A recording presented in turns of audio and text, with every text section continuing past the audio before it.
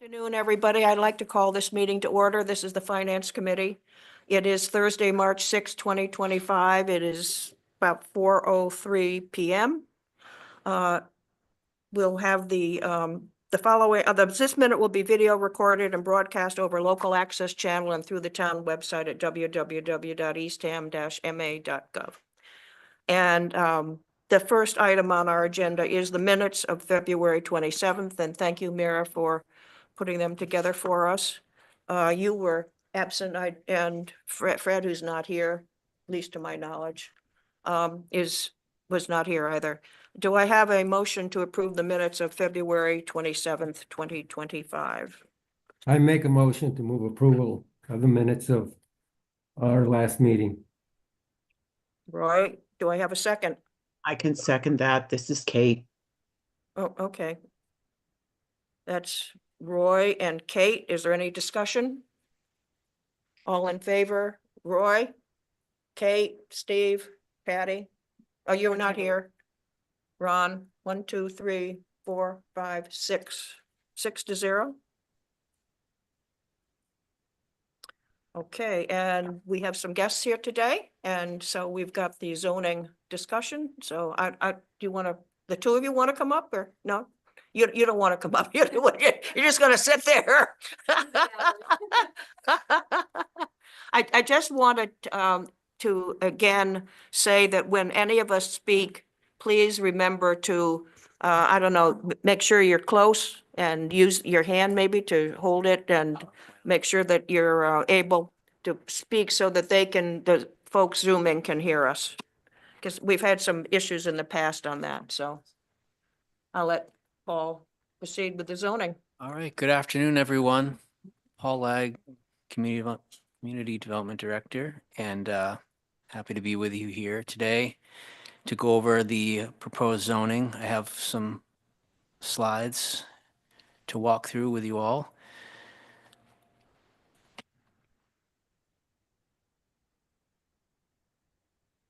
And so we have two parts to this.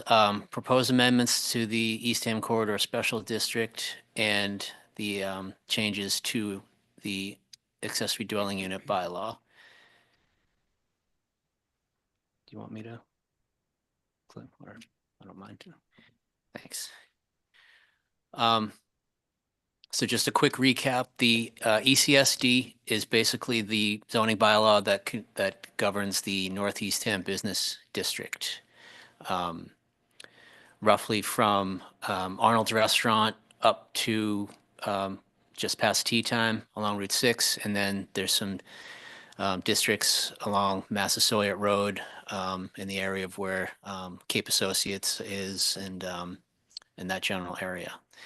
So that district was established back in 2017 and in response to, and I'm sure everyone here remembers, there was a proposal for a Dollar General to come into town, and that raised some concerns in the community. And so we utilized this regulatory process, which is through the Cape Cod Commission Act, to that gave us the ability to put a temporary pause on commercial development while we got these regulations in place. And so what they really do is they were put in place to address obviously issues with the commercial areas, to enhance the economic issues, improve bike and traffic safety along Route 6, and look at access management and affordable housing. And this area is also overlapping with our Zone 2 Water Resource Protection District, so there are environmental issues. So those are all the factors that kind of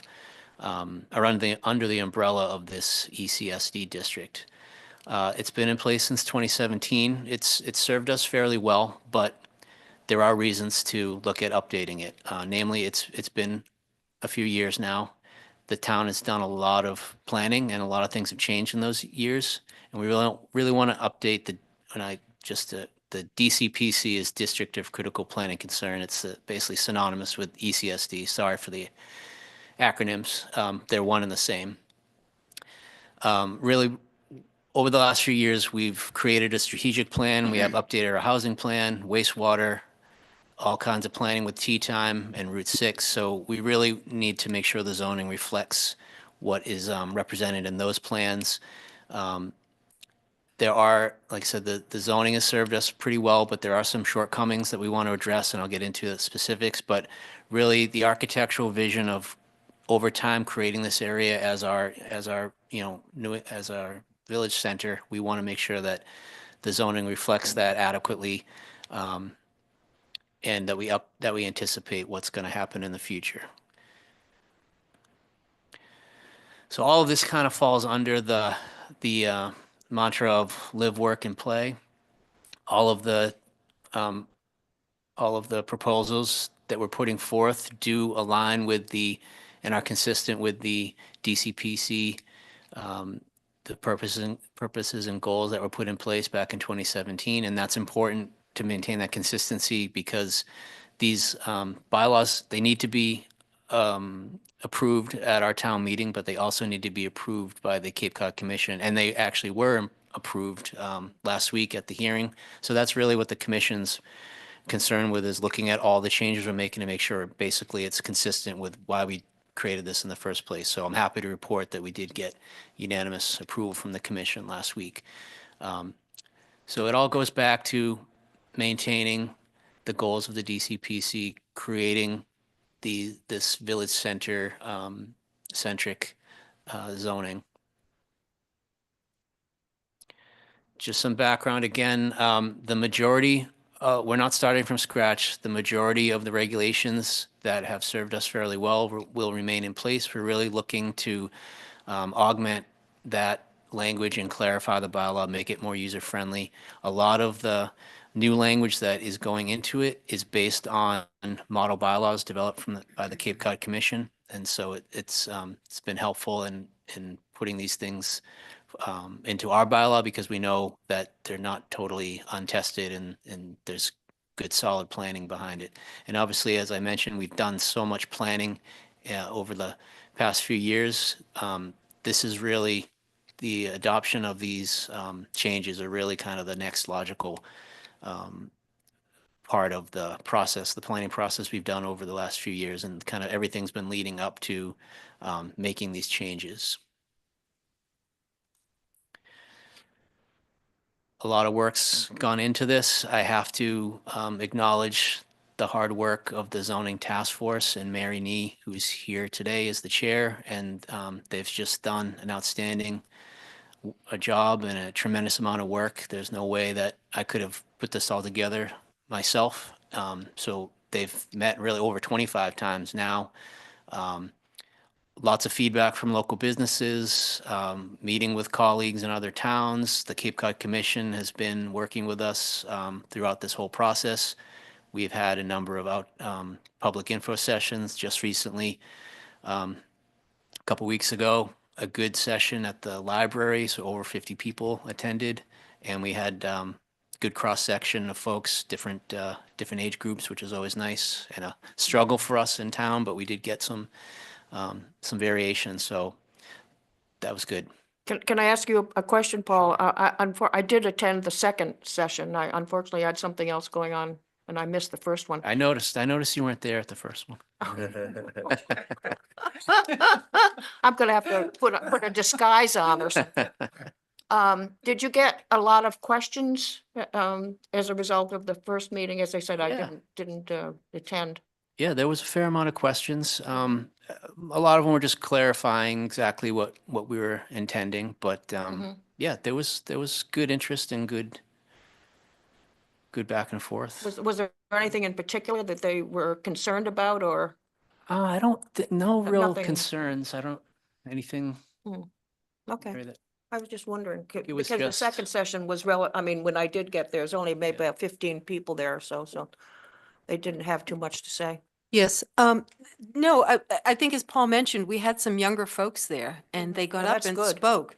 And and they spoke about the difficulty of being in the 25 to 40-year-old age group and Housing, with housing? housing and how, their peers are leaving.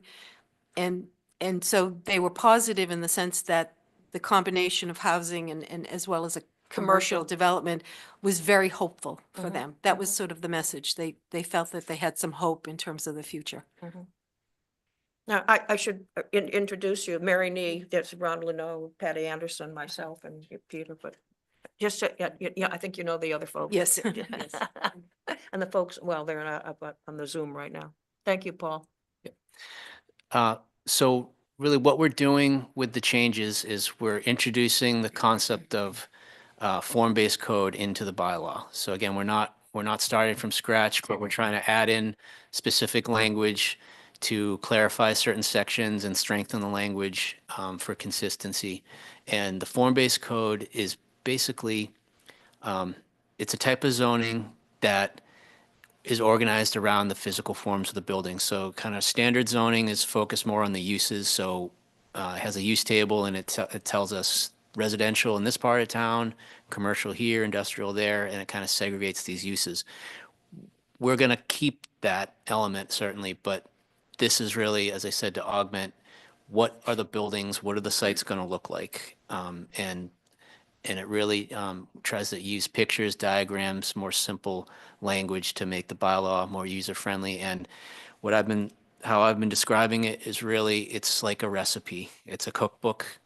And we put all of the specifics about the dimensionals for setbacks and building size and building height and roof forms and materials and so forth. And if you follow the recipe, it'll be an easier regulatory process. In some cases, you may not need any approvals, but it also sets the expectation for property owners, developers, business owners that here's what the town is communicating as far as like we want to see so that we get that, traditional village center, which has been a goal for the town.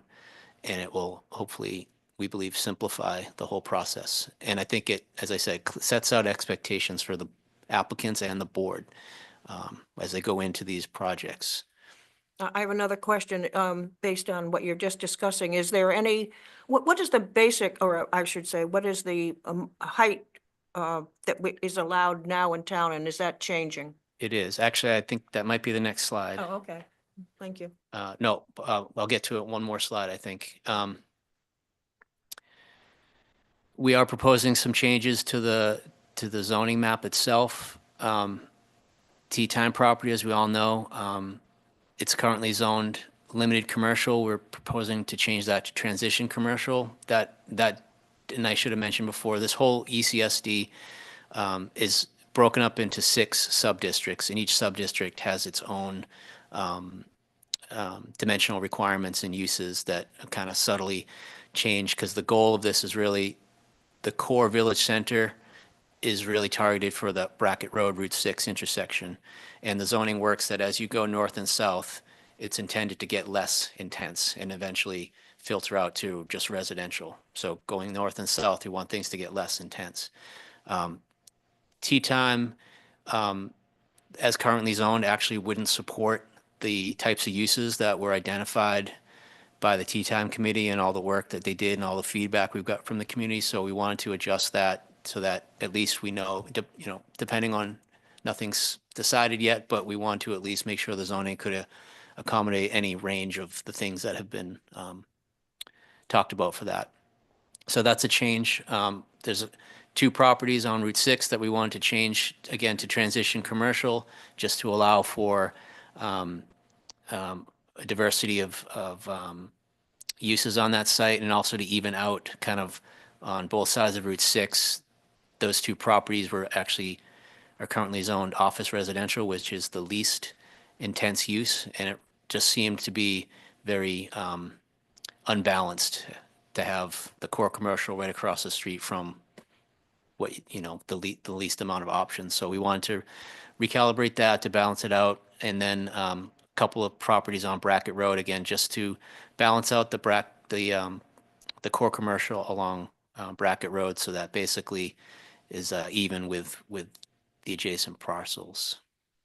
There's just a little typo. We are proposing that in Tea Time, it go to transitional commercial, The TC up there. the TC, but where it says OR, that's the existing. We're proposing that go to TC as well. Right. Just change that. What's the A? A is residential zone. That's bracket, not, what is that? Bracket landing, and there are, yeah. Yeah, it's behind the bank, the Cape Yeah. Cod 5 bank, yeah. But, and I have another question, because at one point, there was some discussion about some land that was next to the Cape Cod 5 that is on Brackett Road. Mhm. And is that, what's the status of that? Do you know? Well, it's zoned core commercial, so it could support a number of uses. Mhm. It's still owned by the Cape Cod Five. We've been in discussions with them and keeping them apprised of all Of this. what we're up to? Yep, and they've been supportive of everything, and we're trying to just, Mhm. Figure out what's. yeah, and next figure out steps. if there's, you know, something, a part to play for that property, Mhm. in the future. So it's been good discussions, and they're kind of open to anything at this point. So it's been good. But you wouldn't expect to use that land for housing? It would be more commercial because of its location, or? It could be housing or mixed use or commercial. Oh, The zoning would support any of that. And in the village center study that came out a couple years ago for the Tea Time site in town center, Mhm. there was, proposals showing the options for that. For that space? Yeah, which could offset some of the housing needs Mm. so that you could support the businesses on Town Center Plaza. And just a point on that, this, 90% of this district is all privately owned. So, and the town obviously owns two substantial parcels. I mean, we view the couple benefits of putting this zoning in that covers the whole district is that it will guide what the town, when the town issues an RFP for Town Plaza and Tea Time, that zoning then in fact will guide it. And it may be the first to the market, quite frankly, and can somewhat set the standard. What we're thinking about this whole district is, you mentioned that one parcel there, there's lots of different parcels. We're trying to create a broad framework so that the expectations, the design standards, the sizing, the massing, setbacks, all of that All- stuff is all sort of laid out with the intent and the desire. So we're not, as a town, kind of reacting on a parcel by parcel basis in terms of If the whole, a developer comes in with something, totally out of character. I mean, zoning cannot regulate ownership, so we have no control over who may own a parcel, but we can regulate use. And how it's and we going to can- look. And what the uses will be and the architectural design. So that's what we're really focused on here. And I just have another question. Yeah, that's okay. That easement that I know is right now, it's sort of between the Cumberland Farms and the Cape Cod 5 there. Is that, and I think it goes up into the Town Center Plaza at this point. But is that going to be part of how to connect, I don't see how you can use that to connect with Tea Time. It's going to have to be something else, right? Well, I have a slide that touches on that. Yeah. Okay. Couple more slides. Okay, And you'll okay. get- Before you move ahead, I just have a quick question. I'm sorry.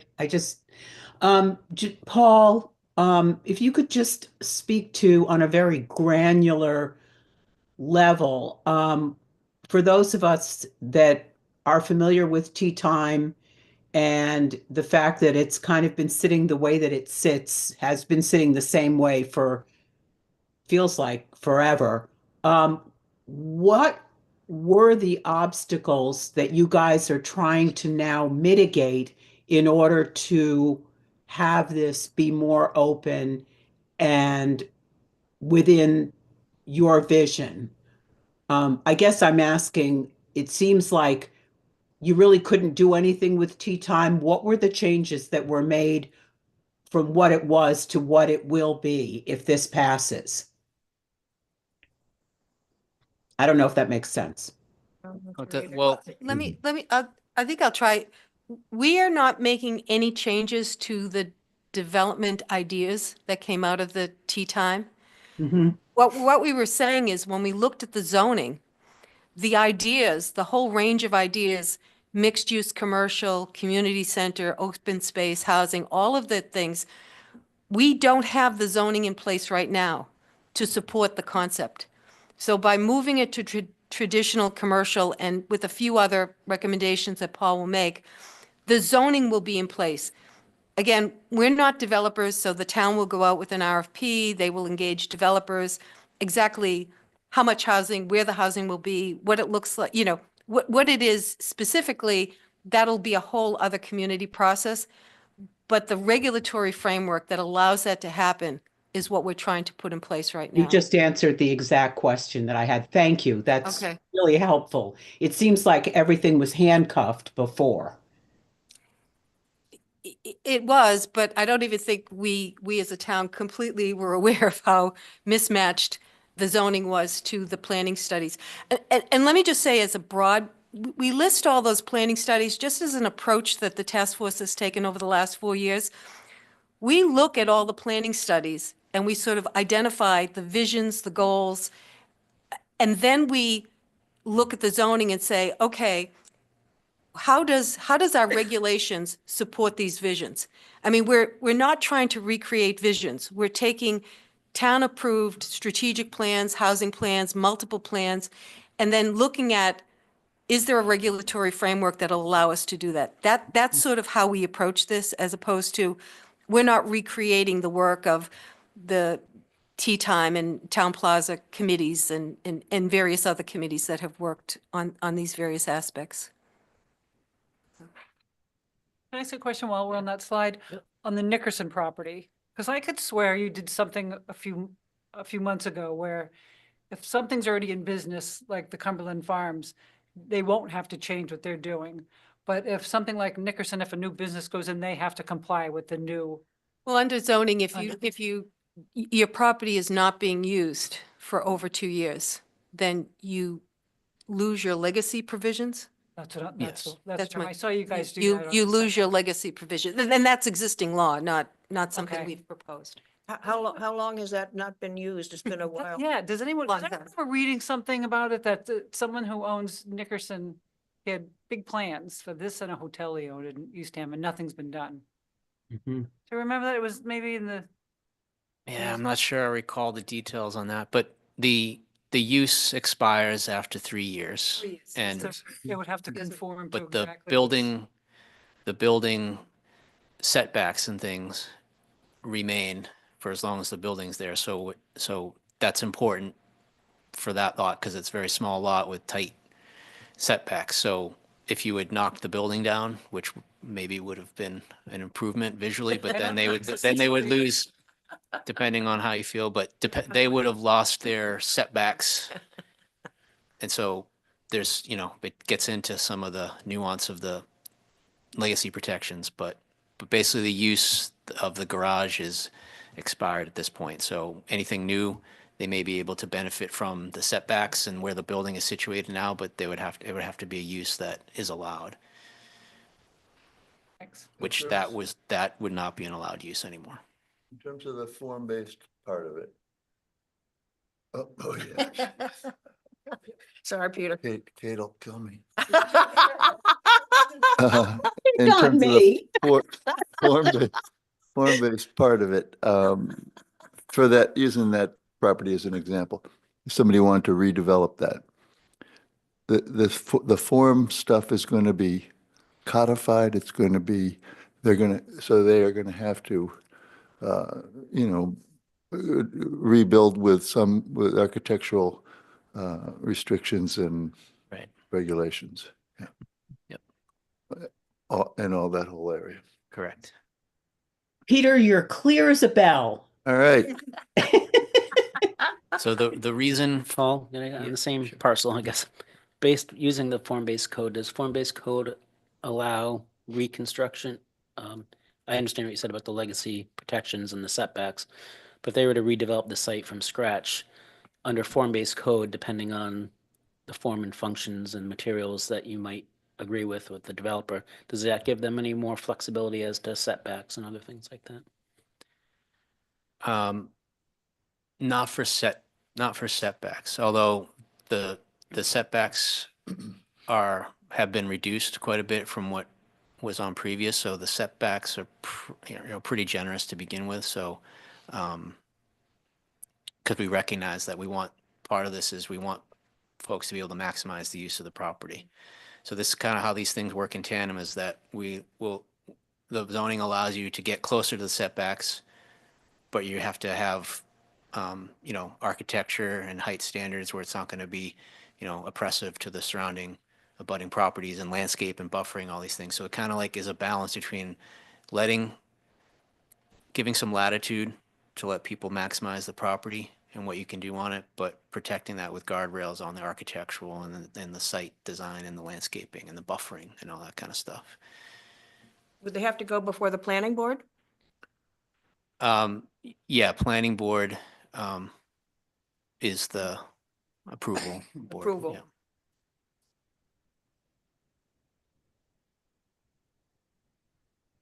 Mary, Yes, this is Roy. Roy. May Roy? I ask you a question, Sure. of Paul? What's the magic of using the term transition?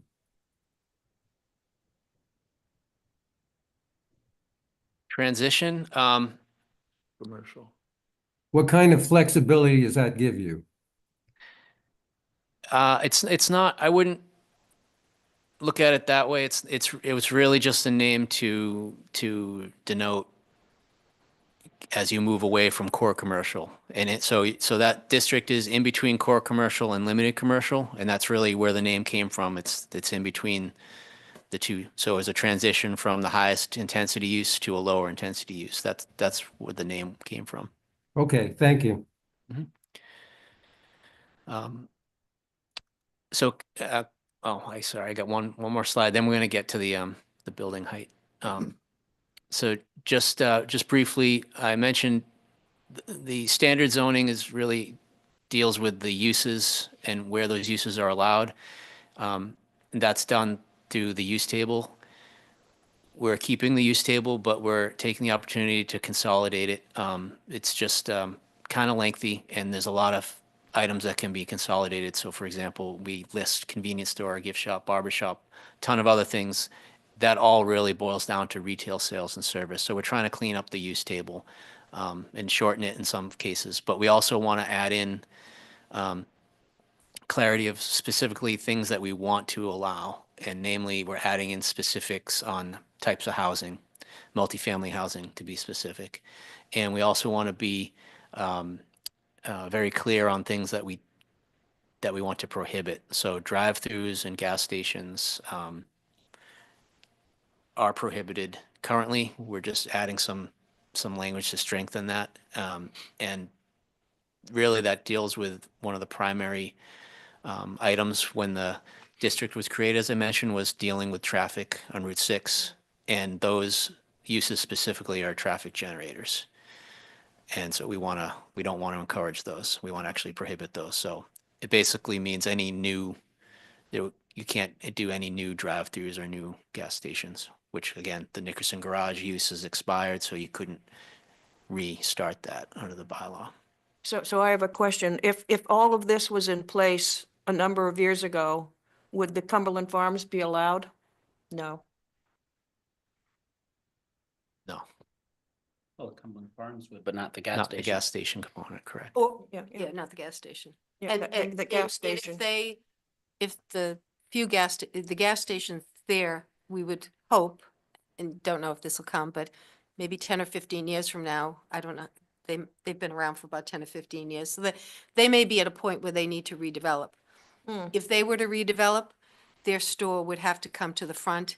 and then Closer to the street with the parking in the with- back? With the gas pumps in the back. Oh, so you wouldn't see it from You Route wouldn't see it. It's 6? called Gas Behind, which is a kind of a new planning tool that people are trying to Interesting. institute. Yeah, Hmm. Gas Behind. Hmm. So Yes. eventually, we might claim that corner back. Yeah, yeah.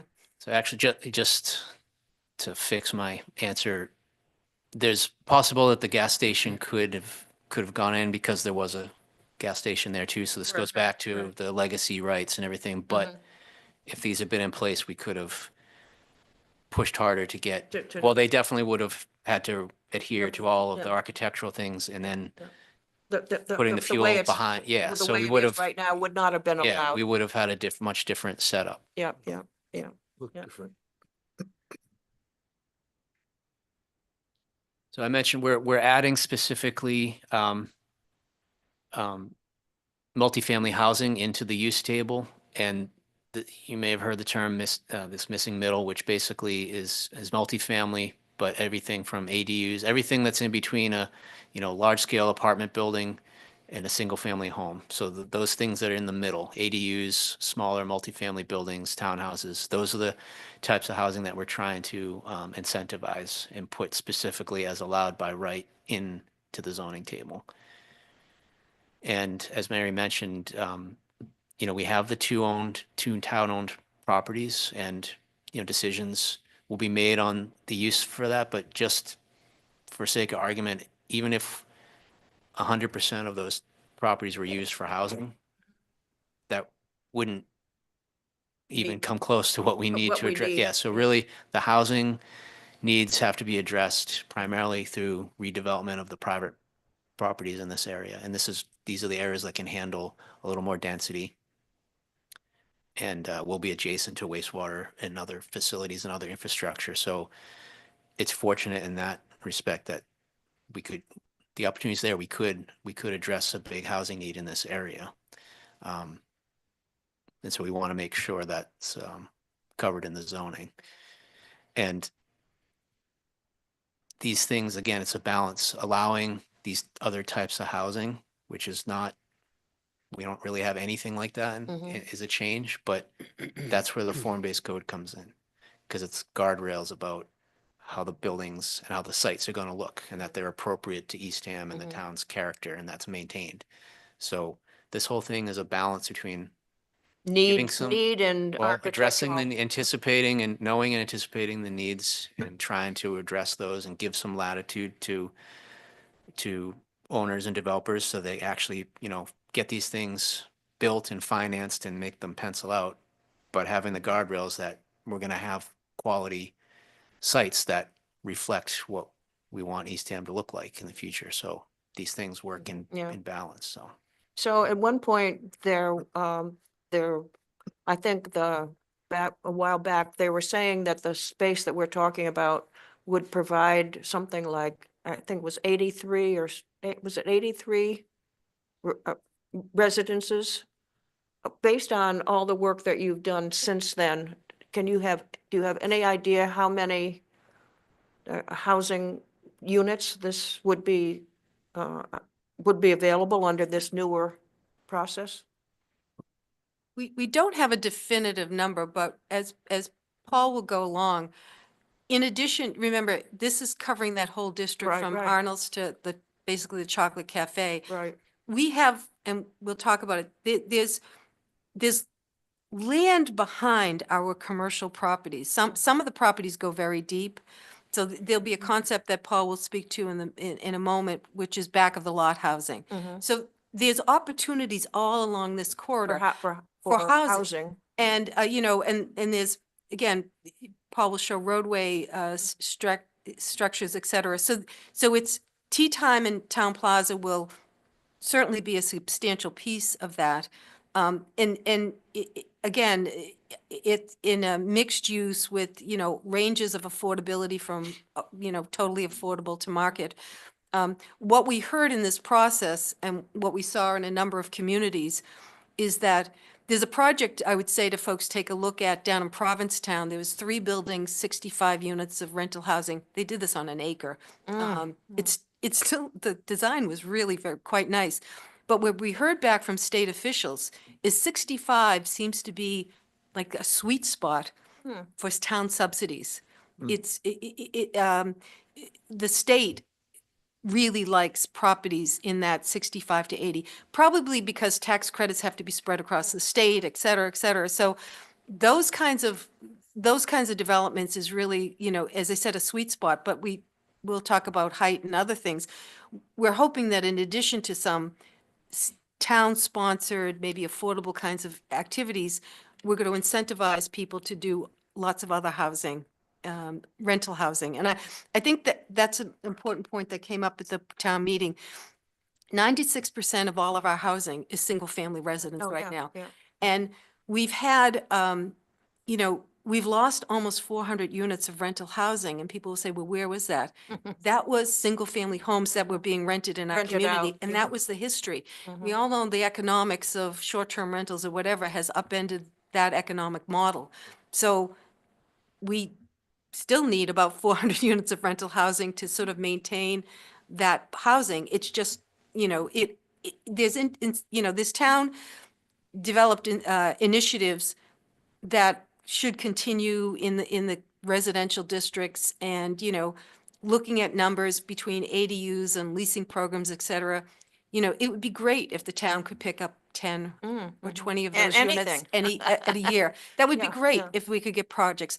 But if you think about trying to replace 400 units of housing, That's it would impossible. be decades. Yeah. So it will require some concentrated effort and some, developments. Again, I don't want to predict a development will be 65 units, but that, we heard that consistently Interesting, from a lot of people.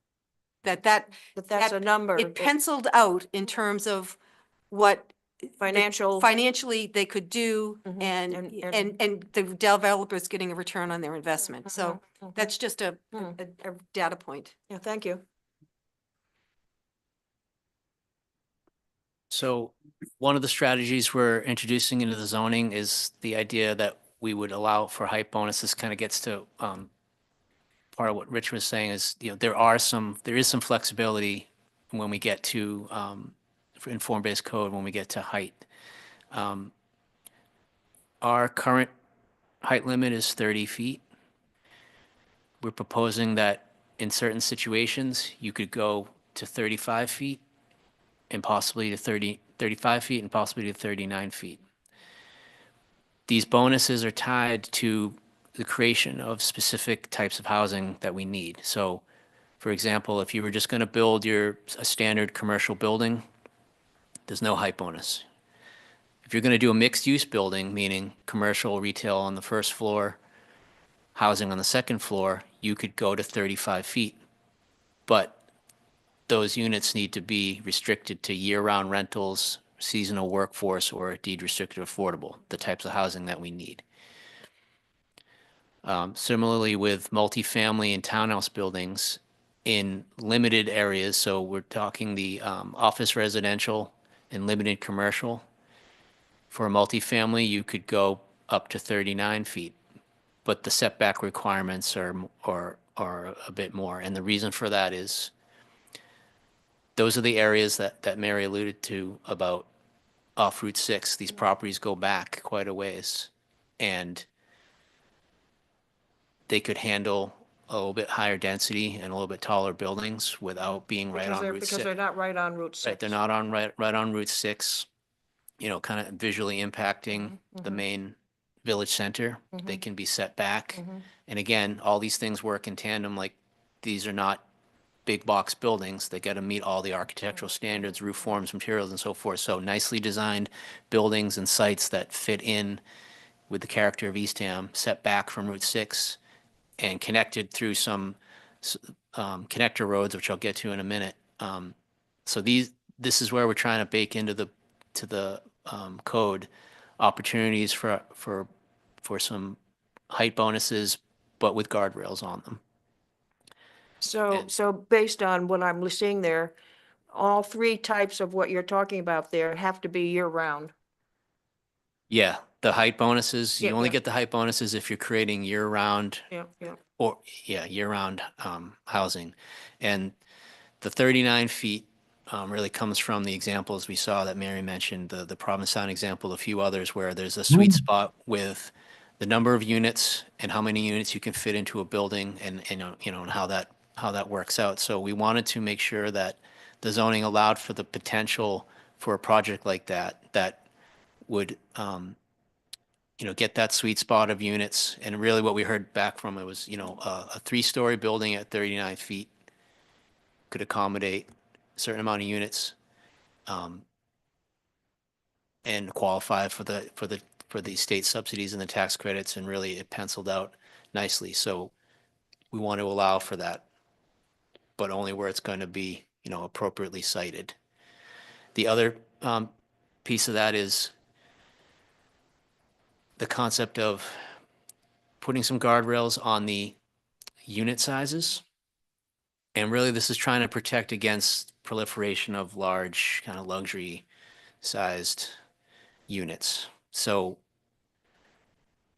we're trying to balance with what the town needs versus what, a developer might need to make, a project viable. So what the unit sizes with flexibility means is that this is calibrated by by different building types in different districts, but there's a max on the individual size unit in a given building, but there's still room to kind of develop because there's an average.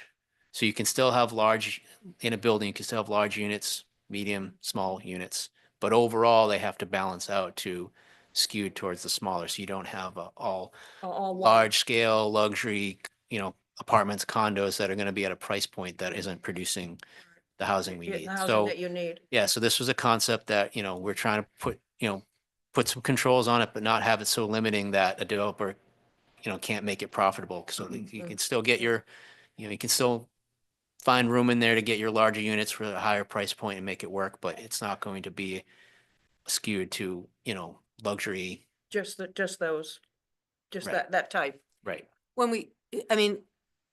So the shorthand, we've been calling this sort of the top of the shop kind of housing. And when we looked at examples, one comes to mind, we saw in Harwich, without these guardrails, they built luxury condos on top of the, Mhm. Yeah. On top Commercial of development. Place you're talking commercial? about. on top of the commercial for $700,000 or $800,000. So without directing it in a way, Would you have, just me, but I'm not sure I'd want to spend $800,000 for something on top of a commercial building, but that's just well, me. I see it in Boston, They, Oh, up and down the street. I think they Yeah, sold but all that's Harwich not ones. quite the No, same but thing it, for me. yeah, and it's not a traditional concept, but I mean, in Harwich, they're right in the middle of a commercial district. And Yeah. for folks who want to be in the middle of a commercial Mhm. district, Yeah, they which, just can pop walk to downstairs. They can walk to pop everything. Downstairs and So- eat dinner. so Close that's, to the Well, water. this addresses, sir, when we mentioned that 96% of the houses in town are single-family homes, and that's been our history. But as we look to the future and the housing needs, I mean, we need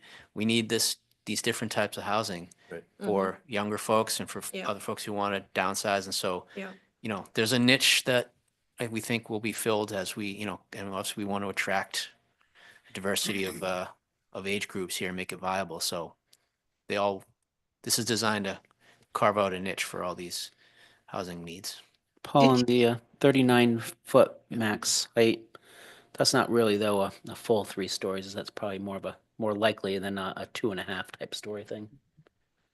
It could accommodate a third story, but for, it depends on the site and how, it depends on the architecture. You could get that with a 2.5, but we wanted to allow a third story Yeah. if possible. But again, with the guardrails of the architectural design, the roof styles, things. So we don't want cookie cutter big box apartments. That's not what this is about. And so that's why we feel like confident that this can work. It's a change, but it can work with all the other design guidelines wrapped around it.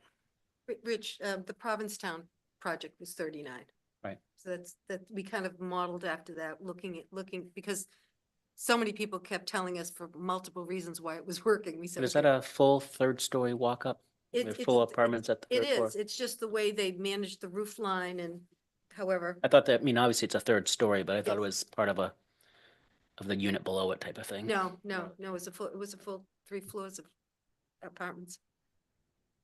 Just out of curiosity, did you guys ever have a look at there's a new sort of big sort of complex in Plymouth called Pine Hills? Mhm. And the bottom floors are, restaurants. Sometimes the second floors might be a doctor's office, and then the 3rd floor will be residential. And as I drove through it, it felt cozy, but it didn't feel constrictive. And it felt like the traffic was managed really well. And it was sort of tucked in away from, you wouldn't even know it was there because of the woods and the trees. So it was really kind of nice. So if any of you are off Cape and you happen to go up by Plymouth, Pine Hills, it's just a couple of miles off the exit. And it was really, really well done. Yeah, that's a good example. And again, something to keep in mind is those areas we're talking about that would be off of Route 6, where these 39-foot buildings would be, that's where they would be allowed. And that's a Mhm. great example of kind of where they can be tucked in and become their own neighborhood in there, but connected, as you'll see when we talk about some roadway connection ideas. Mhm. What was so special about 39 as opposed to just going to 40? We had data and we had a project and it was 39 and multiple developers told us that worked. And, and then the sensitivity of taking a town from 30 to Oh, To okay. 40, Yeah. whatever. Keep Look, it 39 works. It's keep it nice. at 3. it's like charging $19.99 instead of 20. $80, yes. But if we get rid of pennies, we're gonna have to. That's true. So there's some language we're adding that exists, but we're trying to just enhance it, clarify it about architectural design standards. So we are, there's some charts in the bylaw that will spell out the materials. So we're trying to push for traditional materials, but there is the capacity to have non-traditional. Again, as long as it's recreating the look and feel, that's what we're after. We're trying to de-incentivize the use of kind of their vinyl siding, although it's not totally prohibited. There are cases where, if needed based on cost issues and it's not, public facing, you can still use some of those materials. So again, we're trying to have a balance and not make these things totally unrealistic to get things built. Are those regs already, is that part of the 83 pages or whatever of detail that? Yeah, there's a chart The in the specifics.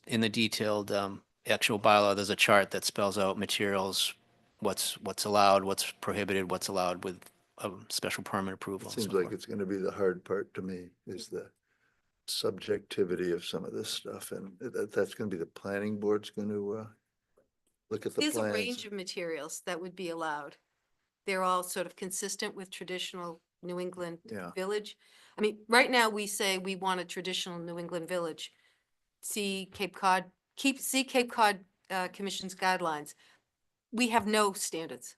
I mean, we literally have no standards. We have a sort of an aspiration, but no standards. Right. So we, again, looking at the Cape Cod Commission's guidelines, we tried to pick through this, but leaving, every building's not going to look exactly the same in terms of materials and colors and shapes, but it's going to be consistent in terms of an overall look. The intention of this is to limit the subjectivity. Again, the recipe. We're telling you what the materials are. Within that, there's still a range of materials, but here's the basic parameters, what we want to see. You're going to do colors? No, we didn't do colors. And in terms of the shapes, because We have pitched roofs as required. certain, No flat certain roofs. number of pitch, like Yes. There is minimum a Yeah, certain, six, yes, or there is a that sort of level of detail. level of detail in terms of the pitch. And speaking of that, I'm thinking, can any of these buildings that you're proposing, the style, be used for solar panels? There'd be nothing that would prohibit that. Yeah, no. yeah, In fact, this would be a great area yeah, right. for solar panels. It's sun drenched without very limited Yeah, yeah, vegetation. right, right.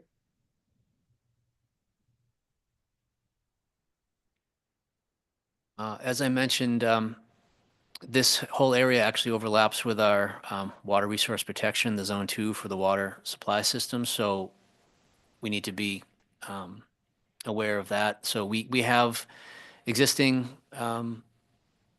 regulations, but again, we're just trying to enhance and augment them where we can. So a couple of new things is just carving out minimum requirements to accommodate electric vehicles now and into the future. Little enhancement on buffering standards and requiring at least 50% native species, drought resistant types of species as lots get redeveloped and and make sure that the buffers are adequate for privacy and aesthetics, but also that, that they're appropriate environmentally. And even within parking lots, although if a new development, parking would be in the rear, so we theoretically, we'd have buildings to the street front and the parking Closer to the street with the close parking to the behind. street. But even within those new parking standards, there's requirements for medians and landscaped edging. It's not just. Not just a. flat open parking lot. Right. And from the setbacks, and this is not an exact, but I think the setbacks along Route 6 and even Brackett can go 30 to, depending upon the site. For Brackett, you can go 5 to 25. 5 to 25, and on Route 6, you can be Longer. It's 25 is the minimum, 25 is minimum. 25 to 50. To give you a point of reference, we measured Arnold's because the Arnold's restaurant is a little closer to that's 30-foot setback From Route 6. from Route 6. So that would be, with lots of landscaping in front of it, that would be sort of over time, if this all played out and people redeveloped, you'd have more buildings like that with the parking parking in the behind. rear. Yeah. Yep. Just a question in terms, if you could go back one more for 1 second. It looks to me on the bottom right, it's the next one, sorry. The one, yes, on the bottom right there, it looks to me like they've taken into account, sometimes when we get torrential rain here, if any of us have used any mulching, our mulching ends up in the street and it ends up in our driveways. It looks to me like they've really sort of taken into account having some kind of drainage and looks like almost some terracing, raising up and sort of driving the water into the places where it should go instead of the street. I don't know if that's part of the regulations or it would go that deep, but it's something as we think about our flood zones changing, it's probably something to consider. Yeah, so the one thing I haven't mentioned yet is that the bylaw that has to be adopted at town meeting, there's a supplemental document that'll be adopted by the planning board as part of their board rules and regulations, which is our design standards and performance standards. And really, it's just meant to supplement the bylaw and give kind of clearer expectations on how you implement the bylaw. And within that, there's language about stormwater management and biofiltration and drainage swales and things like that to control stormwater management and so forth. So. So we do have a sign bylaw that covers the whole town, but we are taking the opportunity to strengthen the sign code as it relates to this specific commercial zone. So we are proposing some guardrails on the types of signs prohibiting moving signs and flashing signs, neon signs, and really trying to make sure that the signage and the lighting is cohesive and complements the sites as they get redeveloped, and that it's part of the whole aesthetic, and that it matches with the character of the town. So I think that's an excellent idea. There are people out there using and doing all sorts of things that's sort of messy sometimes. right. Yeah. So that's the intention there.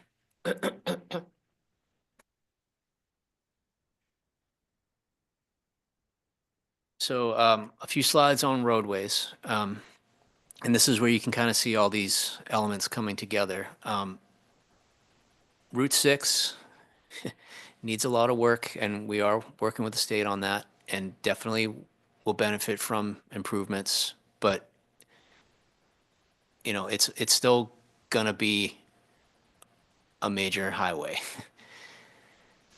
We got to look to where can we create other areas for the kind of more traditional village center. Brackett Road is really where we could over time create that kind of classic main street that so many other towns have. And then this is just illustrating that how all of the bylaw, all the form-based code kinds comes together. So smaller setbacks, so the buildings can be closer to the road, carving out requirements for street trees, the landscaping, sidewalks, pedestrian accommodations is all baked into this code for basic requirements, and obviously the architecture, the signage. So this is just illustrating how it all comes together. But we want Brackett Road is really our chance to have, you know, that classic Main Street over time, and parking in the back, so that you have that nice aesthetic. So that's kind of the vision for Brackett Road over time as things get redeveloped, and, you know, so the Village Green building, All Yeah. the, where the post office is and all that whole, yeah. This- And that's a the lot- Jerry's. Image of, if you were looking at the post office, what you Well, would see okay, that, I instead. wanted to see, that was my question. I wanted to get some idea of where that would be on on Brackett Road, be where because the right post now office there's is. the Cumberland Farms, and then there's the bank, and then there's just land, and then, Right. yeah. And across the street where the a big, post office is. I mean, we look at those parcels, and again, we're not developers and we don't control the private property, but we sort of look at the fact that you've got 50, 60, 70-year-old properties. Just by virtue of their useful life, they're going to need to be redeveloped.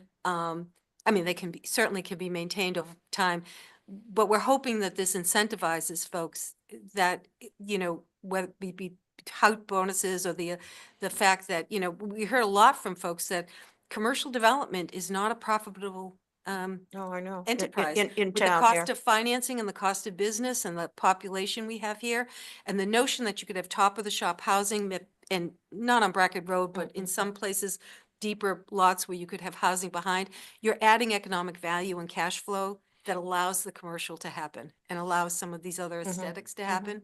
So again, a lot of what we're doing in zoning, aside from sort of codifying our vision, is trying to incentivize as folks, Get to the point where Get to the the point- changes have to be you made. know, we've got a lot of generational families, so people are going to be, Mhm. you know, making decisions about, do I rebuild or do I sell? Mhm. And in either case, we're hoping to give them incentives that when they do that, Mhm. you know, it'll look different. Now, you know, Ben and Jerry, you know, if the developer there doesn't want to change for the next 10 years, he can keep that property exactly as it is for the next 10 years and do maintenance. But they will not be able to do expansion. Mhm. And So when you i- do expansion, Is that whole, does one entity own that whole area where the post office and, Yes. there's one owner for that, and, okay. and they lease all that. and we've been communicating with the property owners in this whole district. Not every single one, but the folks that we can get a hold of, and so we've been trying to Yeah. explain this and hopefully get their support and explain the benefit to them. So And Am I- what sort of response have you been getting from the folks you have spoken to? overall, it's been very supportive. I mean, I think people have realized, just like Mary said, this kind of, the zoning's going to allow folks to maximize the use of their property, physically what you could do on the site, and also diversify the uses. So just, again, if you think about, I want to add on and expand my restaurant or do whatever, I could get a height bonus, get some housing on top, get that height bonus, so squeeze out a couple extra units in there, and that's a whole other revenue stream that you didn't have before to offset the development costs. And that's been my experience in these types of things. In Yarmouth, they had a similar exercise several years ago. And if you think of Yarmouth, one of the first things that comes up is Route 28 with a lot of 1950s era roadside motels. Those people were happy to keep them because they were cash cows such as they were, but they're low value rental units. But when you introduce something like this and the town introduced wastewater down Route 28, all of a sudden, all those 1950 era motels people are looking to retire. It was much more valuable asset for them to sell because the developer has so many more options.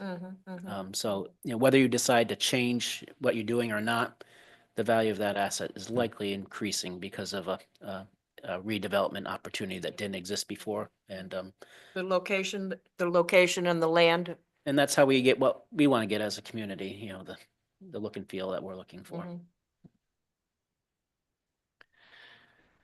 So the next component, this gets to Mary's question earlier. the connection from Brackett to Tea Time. So the Town Center Plaza property does have a right-of-way connection right onto Brackett Road. So that's great because that's what sets us up to be able to do this. The idea is that, and we did work with some transportation engineers just to kind of lay this out. And I know this idea has been floating around the community for a long time of like, can we build some other parallel road to take the burden off Route 6? And so the answer to that is yes, you could fit, a 40-foot roadway through there. It doesn't necessarily mean Is that's this what we it want, but between the bank and Cumberland Farm? yep. And really you could fit it the whole way up to Tea Time and do it. Curve a little bit. I was gonna say, Yeah. because if you can't go straight, Yeah, it wouldn't. It curves a yeah. little bit. go around the Willie's gym area. Yeah, I think Noel in front of, but you Yeah. have a map, I think, in a little bit. Yeah, so it physically could fit and it actually could fit without disturbing anybody's existing buildings up there. So we have, and obviously this is crossing private property, so this is where it comes in, but just, that's what I we wanted to thought, go through the planning exercise of could it physically fit? Just to answer that question, could it? Oh, And the answer to that is yes. Now, but some of it isn't owned by the town. Right, Some so of it's we- owned by private right, but owners. we have the key piece is we could start at Brackett Road Mhm. and and now we have Tea Time. So there's really only 4 other properties Right. in between. So, and we've been talking with all those property owners regularly about this. And, people are generally Yeah. supportive, but again, this is in tandem with the zoning and everything we just talked about is just this whole thing, what the benefit to the property value and the options to do it. So when you add in the opportunity that you could have this secondary roadway, and it could be a 2-lane road like it's showing there, it could be a one lane, one-way road, it could maybe just be a pedestrian bikeway, it could be any combination of those things, that's to be determined, but we wanted to know, like, yes, you could fit a roadway in.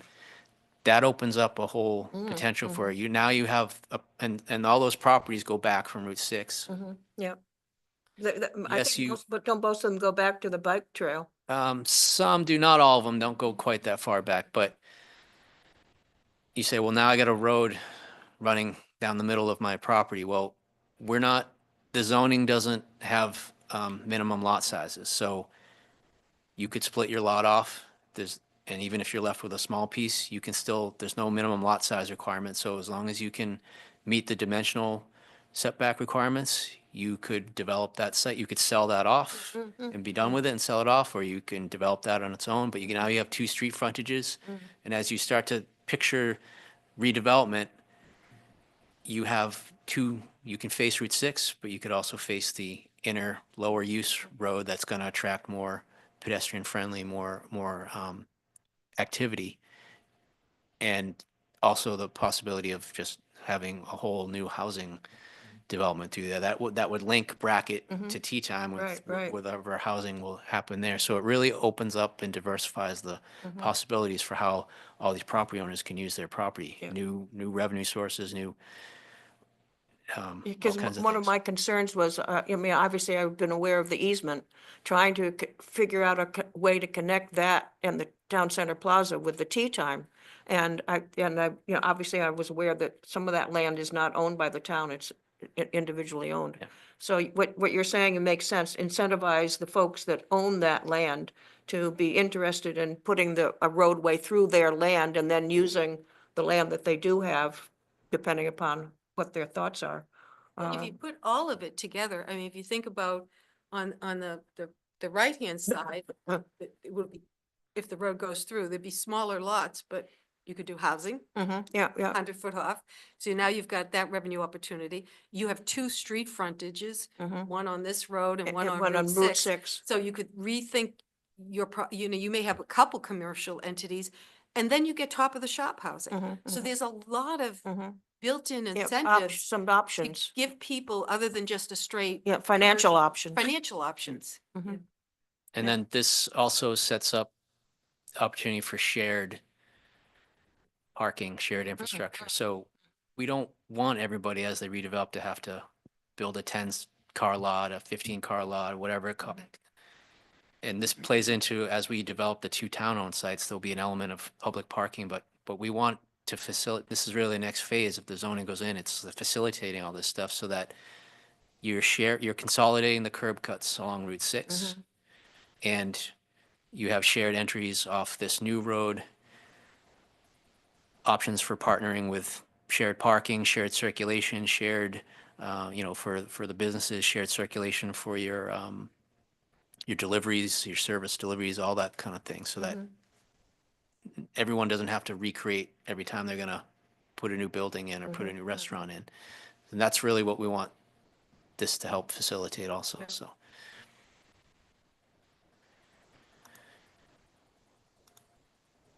So the other roadway to consider is Holmes Road. Holmes Road is a private, but it's actually really a key component to all of this. It's our only industrial area. We know that we need additional trade space. That's something that, as I've heard a lot over time. So we want to make sure that that retains, so that we can maintain that and expand that. But this area has a lot of potential for new development. And so what we're proposing is in the trade park area, trade space would continue, obviously industrial uses, but this could also be a transition area where we could allow mixed use and multifamily. And this is where if you picture, this is where we're saying these areas that are towards the back of Route 6. So connecting Brackett Road to Route 6 via Holmes Road by building out the remainder of Holmes Road, which cuts across a large undeveloped parcel, and then out to the parcels that the 4 Points and Atlantic Oaks, all of those properties go way back and connect in here. So there's the opportunity. And again, we're not, we don't control these properties, but we want the zoning to at least have the opportunity that this could happen if things work out and come together, that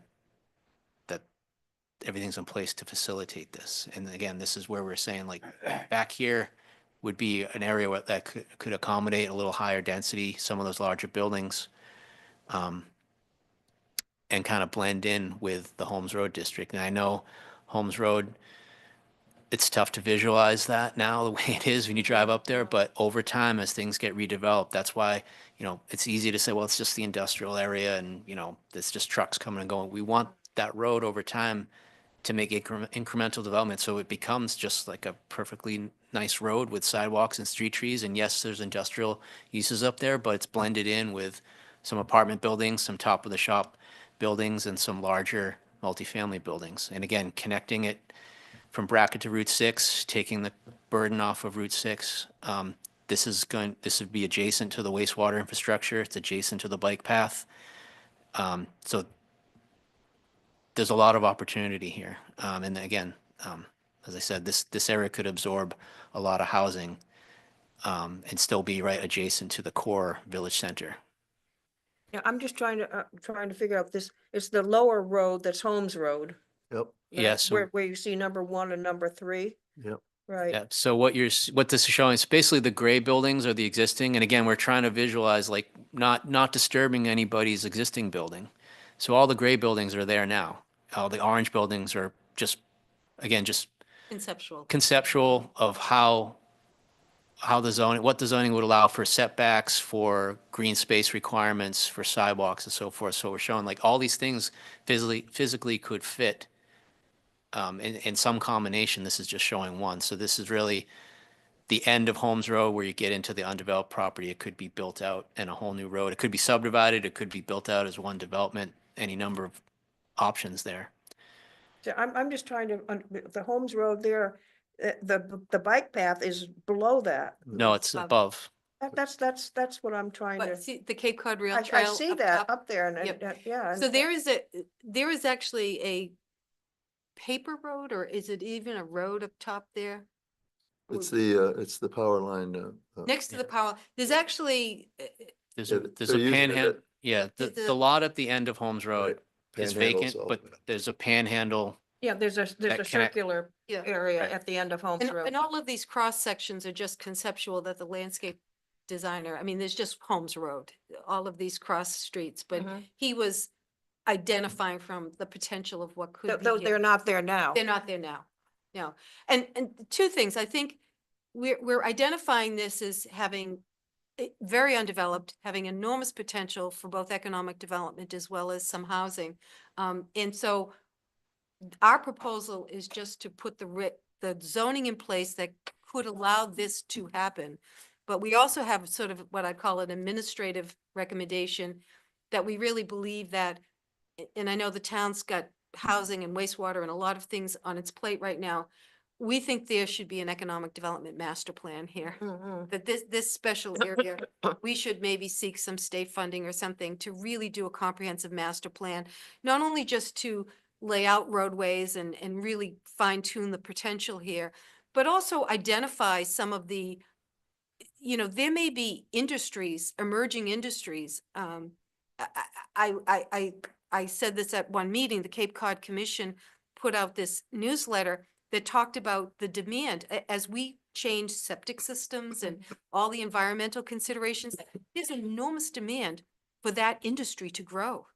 And, you think about certain environmental related industries, if there was an opportunity here with top of the shop housing, it's property tax base, it's economic activity, it's bringing people, into the commercial district. There's a lot of secondary kind of things, and it needs a comprehensive master plan. I mean, we've sort of looked at land use and said, let's give this area a lot of options, but it needs to do another level of planning. for it to Apart be from what you're, realized. apart from what you're doing now. Yeah. Yeah, because, but I'm still, if I'm on Brackett Road and I'm driving up Holmes sure. Road, the bike path is to my left. To your left, Yeah. but That's, not immediately to your left. There's several buildings. well, you just go down Holmes Road, you go up Holmes Road. If you go, continue on Brackett, the bike path is just down the street. It's down the street, but it's a Right. few, you think there's real estate and the Oh, bike oh, yeah, shop there's and the- the yeah, electrical right, the bike, supply. right, Yeah, you But got, what I'm saying is, if I look at this picture, Holmes Road is where that number 1 and number 3 is. Where is Brackett Road To on? the left. to the Oh, left. oh, it's to the It's left. cut off, it's cut off. Oh, okay. Cut off, That yeah. was what I was having a problem with. Sorry. It's okay. I'm looking at it from Brackett Road being here, and No, your no, no. Oh, Brackett Road it's is over fine. There's a there. lot going on that picture, so. Sorry. So that's Okay. that's so- the overall so vision turnaround for on Brackett. Holmes Road is at the end of this. Yes, to just the off right- the, to off the right here, screen, yeah. To the right here. Okay. And again, we've been talking with the owner of that property and trying to engage with him, and so far we've gotten, some positive feedback. Mansfield, and, Nickerson, gas station, same owner. Yeah, we've been trying to have some good I discussions. didn't hear what you so. said, Peter. Good. Oh. So that, I'll just Okay. stop, so that's kind of wraps up the overview of the ECSD. I do have 2 slides on the ADU bylaw, but if there's anything you wanted to go back and talk about on this part. How much land is there between Holmes Road and the bike path? I mean, now that I know where I'm coming from here, the Brackett Road is over there, right? And the bike, the bike business and everything else. And I know there's businesses, Magnum is down here and all that type of stuff. And the There's several the coffee place, yeah. Yeah, there's several acres of undeveloped property, and actually, if you think of what to the south there off the screen there Yeah. is Main Street Mercantile, where you come into Main Street Mercantile. On Oh, the yeah, right it's not- side is yeah, all yeah. woods, but Okay, that's yeah, part of that subdivision that was never built out. There's wetlands and things back there, but Mhm. again, if you picture, yes, we could connect to a roadway, but there's also opportunity for some just walking trails Mm-hmm. and things that would accommodate closer to the wetlands and have beautiful You're not connections through there. Expecting to connect Holmes Road back to Route 6 in any, Yes. That's. what- yes, back to Route 6? Yeah, Oh, there's the okay. potential for that. Again, Oh, if we were okay. able to work with the property owners, the Okay, potential is behind there for the that. Mercantile Center and all those other locations. These are all online, Mary, but, Mm. so this is the longer version of Holmes Road, and this is the campground over here. Mhm. But so there's this big area back here, and if this went down To Route to 6. Route 6. Yeah. I mean, depending upon what the Yeah, ocean yeah. does, there's that. There's the pond here, which Yeah, we've, yeah. we've kept as The open space. Mercantile Center. And the yeah. Mercantile Center actually has an easement. There was Oh. a road that was supposed to connect to Holmes Road that's actually, it's a paper road or something? It's a paper road. Yeah. So there's a lot of opportunity. Oh, yeah. Opportunity there. To connect Holmes Road to Route 6. Just in the interest of time, I know you have a lot of Yeah, stuff about to get through, 6. so I just want to go through, I just got 2 slides. So the other thing is the accessory dwelling unit bylaw. We're proposing some changes to that. This is really because the state, through their Affordable Homes Act, has made some changes, and we need to make sure our existing bylaw is in alignment with that. For the most part, our existing bylaw does comply, so it's really just some adjustments. We would adjust the max size to align with the state guidelines. We would we prohibit the ADUs are prohibited from being short-term rentals. We're keeping that bylaw, trying to strengthen it. In fact, we are trying to make sure that we can keep the existing language that we prohibit short-term rentals and we require that they be year-round rentals or owner occupied.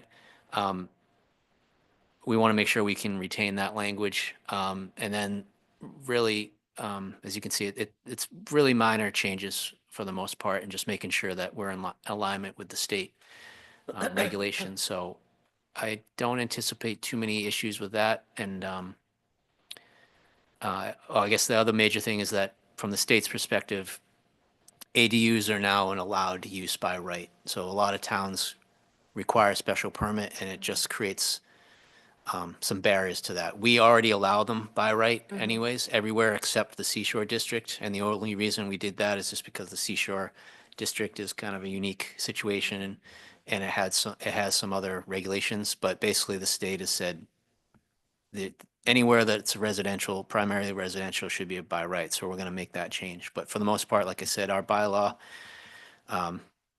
was ahead of its time in a lot of ways. So what the state's doing is already what we were doing for the last few years. So you're reducing the size that is allowable from 1,200 to 900. Yeah, and honestly, I think that's The state, that's a state standard, but I think it really isn't yeah, it's a large, and these are really supposed to be wonderful. accessory. They're supposed to be yeah, secondary, so I Yeah. think that's a good thing, so. Yeah. So that wraps up the zoning, and happy to answer any other questions, but the public hearing, there'll be a public hearing with the planning board on March 19th at 4 o'clock here at Town Hall. And everything, the full draft and the task force summary report are all available on planning board webpage. There's a link for 2025 zoning amendments. is the state, I know I've read some stuff in the paper about the state and the ADUs. Are they providing some additional monies for ADUs because of the housing issue or? Yeah, there's some potential funding in there, like, like everything else, it's put into programs and things that we have to figure out the best way to tap into, but I think there will be some. And we're rolling out our own local ADU assistance program. Because I think that seems to be an issue for lots of people. They're interested, but the cost is just Yeah. prohibitive. Yeah. So yeah. Are there any questions from the folks on the Zoom? Yeah, I have a question. This is, at town meeting, is this a 2/3 vote to pass? Yes, all zoning, Not the ADU not though. the Not the ADU, simple majority. simple majority. For for all these zoning changes, which I think are great, do people understand, because I think this is hesitancy, some people think they're gonna cost money, our taxes are gonna go up for these. And I saw someone at the library at the first session, she asked a really good question, she was just clarifying, I thought it was great, she said, I just want to clarify, this is just zoning changes, we're not paying for it, the town isn't, I think some people envision the town's gonna be paying for it and building and being landlords, and, I think the key is that people understand, you're just enabling developers to go in and have a little control over it and. Matter of fact, Patty, one of the things I should probably touch base with Paul on and maybe Mary is, this is not only is that not going to cost taxpayers' money. It's going to save taxpayers' money in the long run. And one of the things I did in Yarmouth, we had an economic development study done, and I forget the numbers now, but there are these Route 28 has so many businesses, so much underdeveloped and underutilized properties that the economic redevelopment of that whole corridor was going to be in the hundreds of millions of dollars, and we were able to translate that into what that reflected for new growth for the town of Yarmouth. Yeah, and so same thing we could do here. I don't know if we'll have it ready for a town meeting, but we can get some estimates going. Yeah, But you just think about it, what did, Village Green used to be valued at, the village at Nauset Green, I'm sorry, versus what it's valued at now. Yeah. And that's, magnitude of several $1,000,000. And it's small, it's one parcel, but you do that multiplied by all the parcels that they're talking about. And that starts to add up to real new growth that takes the burden off all the other residential taxpayers, so. That's good. I mean, that's a good point to make, because a Yeah. lot of people think the reason our taxes went up last year is because we own Tea Time and Town Center Plaza. There's people that are like, it's so, because we own all this land. And the We're gonna make money off of it. other point I so- want to make to the finance committee related to the zoning is, because it relates to wastewater, a lot of times we hear, when we're talking to people that, oh, I'm not for wastewater because now we're gonna develop all these properties and have high rises in town. No, everything that they've just talked Calm about down. is what prohibits that from happening, Yeah, not the fact that you have wastewater or don't have wastewater. So the zoning is, part and That's- parcel of that. So we have the two together, actually. That's a plus. Mhm. Is the March 19th meeting here or at the library? Here. Paul, does the finance committee need to take a vote to recommend? I believe Yeah, we get Yeah, the, we recommend on all the articles. Yeah, we haven't done any we articles should yet. do the articles separately. Okay. Yes, yep, yep. You want to be here for the vote? And if you want. Again. I thank you all for your time and all for the questions and Yeah, appreciate it. thank you for all your work. Thank you. Yeah, thanks so much, Mary. Really great Thank you. work. It's Mhm. wonderful. Thanks. Yeah, Now we gotta make it happen. exciting. Right, right. Very, very exciting. Actually, is there a time frame in mind? Will some of us that are of a certain age, will we still be alive when all this happens? Not all of it. Probably not. Maybe some I'm of not didn't think counting on so, it for me. Peter. It'll be our kids. I used a quote at the community meeting. It was a Chinese proverb that this generation plants the trees and the next generation has the shade. Yeah. So Yeah. we may be in that scenario. Probably very true, very true. Yeah, yeah. Thank you all. Thank you, Mary. Thank you, Paul. Mary, I can, the next item on your agenda, I can go through some of these articles relatively quick if the board wants to entertain doing a couple more tonight. Mhm. Oh, which ones are you thinking of? Well, I can start at the beginning and do the easy ones and skip the hard ones. You want me to try to do that? I'm sorry, what? Sure. I can start at the beginning and do the Oh, easy oh, ones and okay, skip yeah. the hard ones. Oh, So I thought think you said something about a particular one. Oops. So I think we can knock out a couple. And I'd start at Article 1. It's a standard article, and for those that you haven't been through this, we have, under our bylaws, some revolving funds authorized, which money goes, for certain purposes, goes directly to these funds, but our requirement is every year to adopt a spending limit. And so we do. The spending limit will be the exact same as it was the prior year. We're just reauthorizing the funds. So, for example, the home composting bins that get purchased go into this revolving fund, and we're allowed to spend a certain amount of money out of it. Excuse me. And same with the recreation bottles and cans. When they have those donations come in, that goes into this separate fund to be spent out of. I'm going to hold on 2A and 2B because that's part of our budget hearing. 3A and 3B are also part of the budget hearing, but those have not changed.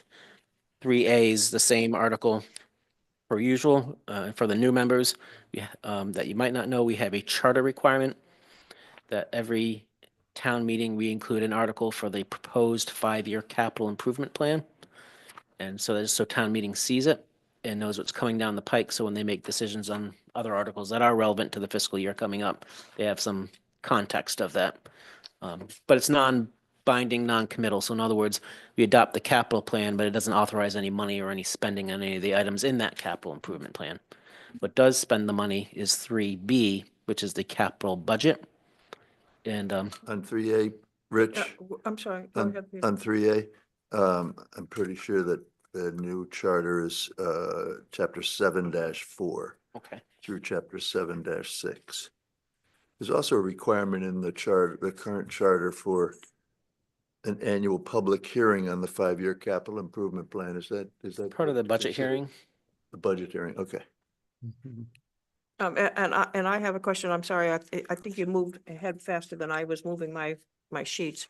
Last year, we had Article 2B where the town voted on using the alternative method for the school budget versus the statutory. It was my understanding that that was something that needed to be done annually. Certainly No. the school commission committee votes annually on that decision. Yeah, no, the only thing the default is the the default method for the school budget is the statutory method. You don't need to vote anything, you just accept it. What you'd vote on is if you want to use the alternative method. Right. And I don't think we're contemplating that because we'd have to get all the other 3 towns on board to do the same thing. There's no point in us voting the alternative method if the other towns don't even have it on their warrant. Even though it was in it was an article in the warrant last year. Yeah, because last year we thought we were gonna get the other towns to go along with us and keep Yeah, it the way it yeah. had been. Okay, so, because I believe, based on the last conversation that, at one of the meetings, that they're voting for statutory this year. Right, and so if that's what the other towns are doing and that's what the school committee votes, there's nothing for us to Yeah, vote. yeah, okay, I just wanted to make sure we didn't need to have something in there, No. on an annual basis. Thank you. So again, 3A is a capital improvement plan, non-binding, just a recognition that town meeting has received it. Thanks, Peter, for the updates. I'll double check that. 3B is the capital budget, which I'm not going to discuss tonight, but it'll be part of the budget hearing, so we can look at that after we have the budget hearing. I'm sorry, I have another question. Back on 2A, last year, there's the 40,000 for the CPA funding for the administrative position. And I want to make sure that they put the correct line, because last year they had the wrong line that the monies were coming out of. It had to, at the last minute, it had to be changed. They had the wrong line in under 2A. Okay. Now, right now, they're showing line 16. Yeah, but I don't have 2A to see, so. Yeah, I'm not even talking about 2A because it's not presented in the warrant yet. I know, just so, but they're already showing a line on it, so I just want to make sure that they show the right line. Thank you.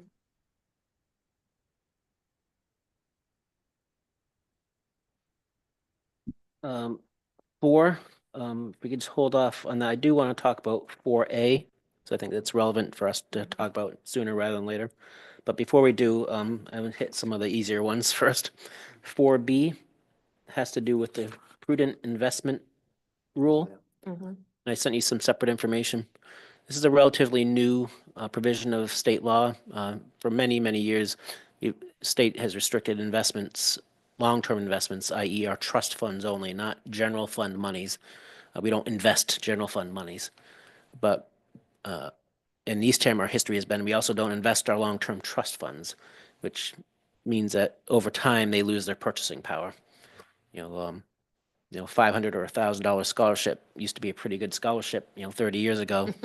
But nowadays, that same $1,000 scholarship isn't going as far, and Yeah. we're eroding our purchasing power. So one of the things I want to do is adopt an investment program in the future for our trust funds that perhaps you can take advantage of. But I don't want to limit a professional investment manager or advisor to the state legal list, which is set by the Division of Banks that banks can invest in, and somehow they just piggybacked cities and towns to it. It's a very restrictive list. You only have so many options, and most advisors recommend that actually creates more risk because you're concentrating your investments into a limited amount of investment pool. Where we option now that, so the state legislature recognized that, has provided for a prudent investment standard, which is what most fiduciaries have to follow now. And so I'm suggesting that we undertake the same standard. And part of this, the implementation of this, and this is for future discussion, Mary, on the Finance Committee, but my thought process is perhaps a couple members of the Finance Committee could contribute to sitting with the treasurer and myself to be an ad hoc investment committee to adopt an investment policy statement and to work with whatever investment management firm we might hire to do that. And so that's how I would see this playing out. We get the standard adopted so that we can use it, and then we set an investment policy statement with the finance committee, and then outreach to investment manager to see what we would like to manage and give us options. Could that be applied to some of the trust funds for the library? It could. Yeah, I'm looking at perhaps doing like a whole pooling of assets with so you, for sake of argument, say, oh, the pool comes to $1 million. You got $1 million. It's managed as $1 million as a full portfolio, but then you would allocate the earnings and the reporting of that to each individual fund, whether it's a library trust fund or resident taxpayer assistance fund or some other community fund type of thing. The same thing with the, why can't I think of the name of the scholarship fund that we have in town? Oh, Timothy Timothy Smith. Timothy Smith. Yeah, right. Are you gonna write a summary for this, or maybe you already have? I'm writing summaries. I was out sick yesterday, but I wrote up a bunch of them today, and I'll write up most of the rest of them tomorrow. So I'm hoping by next week I'll sit with Jackie and we'll have summaries up and all on the next draft. I had another draft I could have sent you, but I didn't want to muck it up too much. You'll get a more complete draft if you wait just a couple more days. 4C is adopt wastewater enterprise fund, similar to the water fund. We want to have a separate enterprise fund for wastewater to accommodate future wastewater activities. So similar to water, we'll have a sewer rate, and the sewer rate would go into this enterprise fund, hopefully to cover the cost of wastewater. The bigger part of it, however, is we need this in place to be eligible for SRF funding. And so I want to have it in place so when they ask that question, we get the points associated with having it and get ranked higher, and we're just ready to go with SRF. Are you've mentioned 4A, are you going back to that or? Oh, okay. 4D and 4E are related to the same thing, same property, I should say. D is asking the town to fund an eminent domain taking of this parcel. This is the parcel kind of diagonally across from Salt Pond. Has 2 condo units on it, of which the town owns half of each building. The That would be Delgizzi fun. situation? And it's a Delgizzi property. But that's not the reason for the taking. The reason for the taking is that in our wastewater plan that's been developed to date, that's the ideal spot for a wastewater pump station. It's at a low point, but needs a pump station. That's what you want to do is have all the wastewater convey to a low point, and then you put it at a pump station to pump it to the plant. And that's an ideal location. It's also an ideal location that we have a direct discharge from Route 6 for stormwater directly into Salt Pond. And we've been looking at for years of how to remediate that on the eastern side of Route 6. But there's a confluence of land owned by the town, the state, and the federal government that makes it pretty difficult to do that project, having to involve all 3.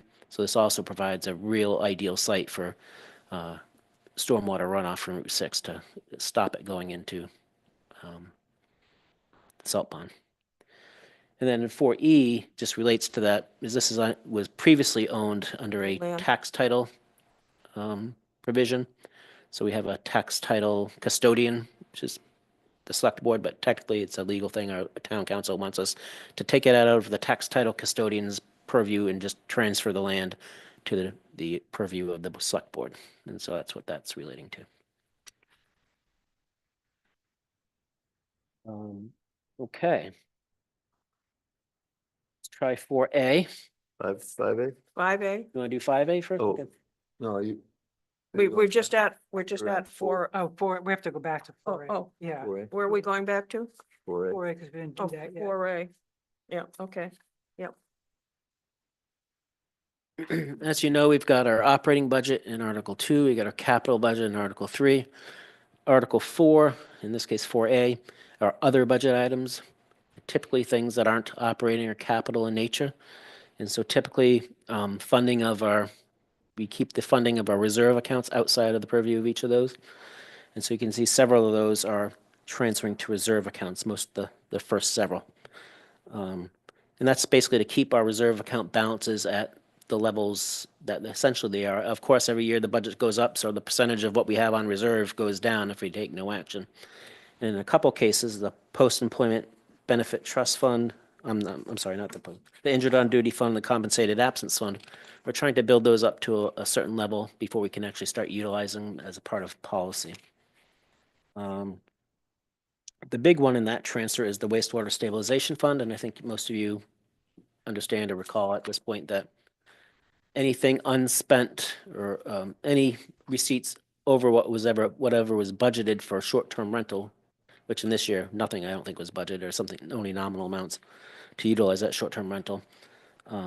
Anything in excess of that becomes free cash, and we want to capture that free cash and put it into a wastewater stabilization fund to help offset the startup costs inherent in a wastewater plant, and if we can, to utilize some of that to supplement gaps in debt service. So, for example, debt service in any particular year you're starting might be high, and then phase out or cut back a bit over the second or third or fourth years. And so if that were the case, one of the ways you address that without impacting or spiking a tax rate would be any money in this fund to help subsidize those first-year high-level debt service costs, so get you to be like a bridge to a lower debt service level. And so that's the idea of the wastewater stabilization fund. I think we, at a minimum, in my mind, a perfect scenario would be have another 2 to 3 years of contributing to at this level to it. Would set us up really nicely to have a lot of flexibility for whatever comes in the future on wastewater. New to this year is the transfer to the Resident Taxpayer Assistance Fund. That's the formerly known as the Eastham Community Fund, and the Select Board has adopted rules and regulations associated with how they want to operate that fund. And being a pilot program, our practice is really to put them in Article 4 as a pilot. And in the future, if that's the type of thing that's going to continue, we'll work it into the operating budget and fund it with recurring revenues if we can. Anything in that budget now, in that fund? We've got a few $1,000. Eastham part-time residents gave us $2,000. Joan Lockhart gave us some money. Okay, And one of the things, if I have some more time, I really want to push the development of this. This goes to the whole thing with investments. If we can get a pool in here and create as part of our Eastham Community Fund, and these are future Select Board discussions, but if we can almost, the idea is, can we create some sort of Town of Eastham endowment that will fund human service programs? And that would be nice, but again, we need A, the money, generous people to help us put it in there, and B, active management over a long-term perspective to make it retain its purchasing power. Townwide IT applications development is a similar article. This is a second or third year we've had that. I am not anticipating this as an ongoing thing forever. This might be the last year, but we have several initiatives that we're looking to do. The biggest one, for example, in the past year was implementing OpenGov, the online payment portal and online permitting portal and payment system. And so that's in the midst of being developed and deployed. And we're going to continue to build on that. So we need funds for that. Those are one-time development costs, implementation costs. And then, updating our software at transfer station and beaches and recs are always under consideration. And this is also if we ever decided that we had an opportunity to do, for example, water billing on our own. This is the type of article that we'd use to get that one-time purchase of that license and implement that. Fund wastewater development programs, $75,000.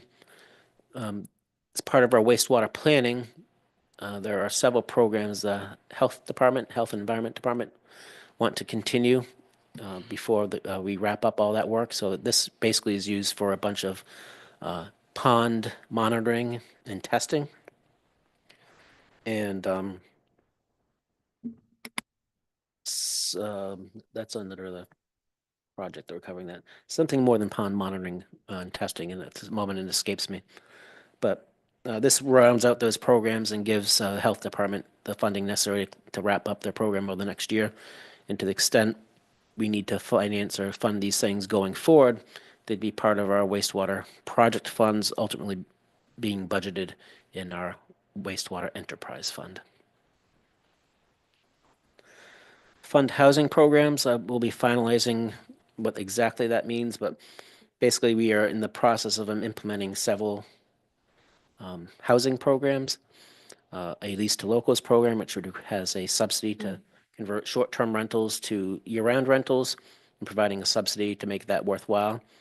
That's an example. Paul mentioned the ADU program. We currently have money to get these programs off the ground and get running. This is just a supplement for the next fiscal year that once we go through a whole year of these pilot programs, gives us an opportunity to extend them if they worked out well. Now, what's the relationship with this to the Affordable Housing Trust? Well, it's free cash, I and yeah, so I it see can be that, used for yeah. any housing purpose, whereas the housing trust money, typically from the Community Preservation Act, has a AMI limit, only used up to 100% of area Right. Oh, median okay, income. okay. So we could use this for So any it's an program. AMI issue, Gives it more flexibility, yeah. Right. okay. Questions? And then finally, the big one everybody's talking about, guys, a little action and excitement in our days, right? Yeah. We have $200,000 to fund the implementation of residential tax exemption. So I just want to, and this is a key one, I just wanted you to brief you on and get some discussion because it will be coming up, this upcoming select board meeting, and obviously be part and parcel of budget hearing because it's part of the overall budget. So what this is for is, so the board met in January and indicated to us that they're inclined to want to implement a residential tax exemption, which they do as part of their tax rate classification hearing, probably going to be in September or so of this year. So usually we're a little bit earlier, but we want to give ourselves as much time as possible to implement some of these things. So that's great. That's exactly why we want to have the meetings, to know what they're inclined to do or what, if they're thinking about. But now that I know that that's something that might be happening, I've, as the finance director, have to provide for what that might mean financially. So in the first year of implementing an RTE, most towns experience about, well, let me take a step back. If this worked out perfectly, every resident that's eligible to receive an RTE would submit their application, because an application is required, to the assessor's office, and the assessor's office would get that, and they'd process all those values.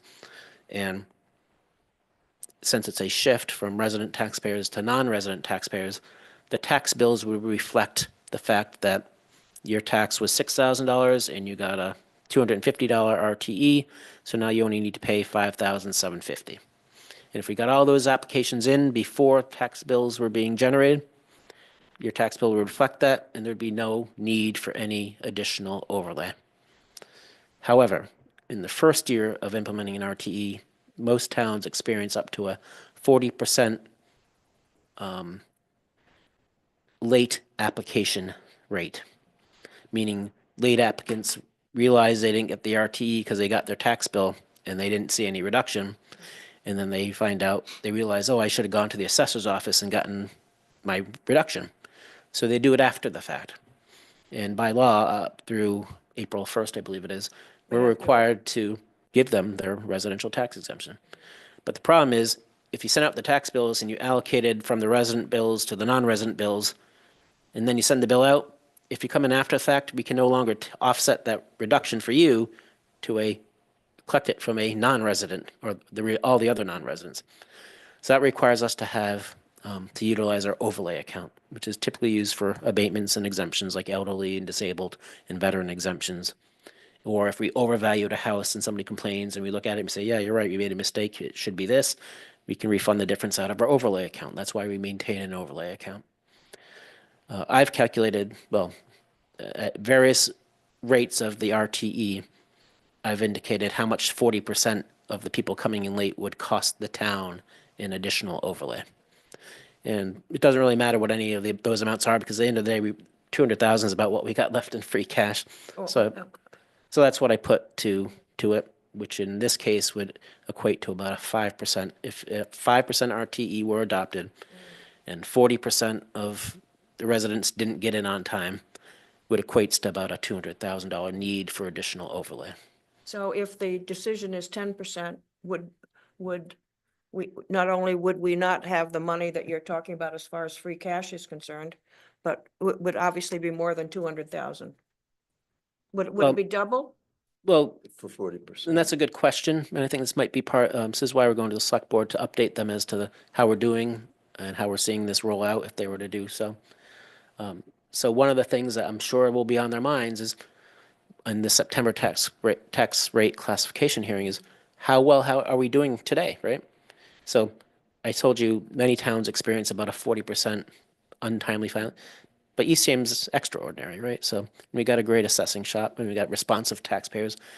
Maybe we'll do far better and we only have 10 or 15%. And come September, we'll have a sense of the stats of where, so I'm planning for, You're planning for you're planning for the 40%? Well, I'm planning for what we got, basically. At the 5% RTE. I'm planning for what we've got, which equates to Yeah, a the 5% worst case RTE. Okay, okay. But let's say we're twice as good as that and we only have a 20% untimely, well, and then that Then it would be 200 less than the supports, 200. perhaps supports a 10%.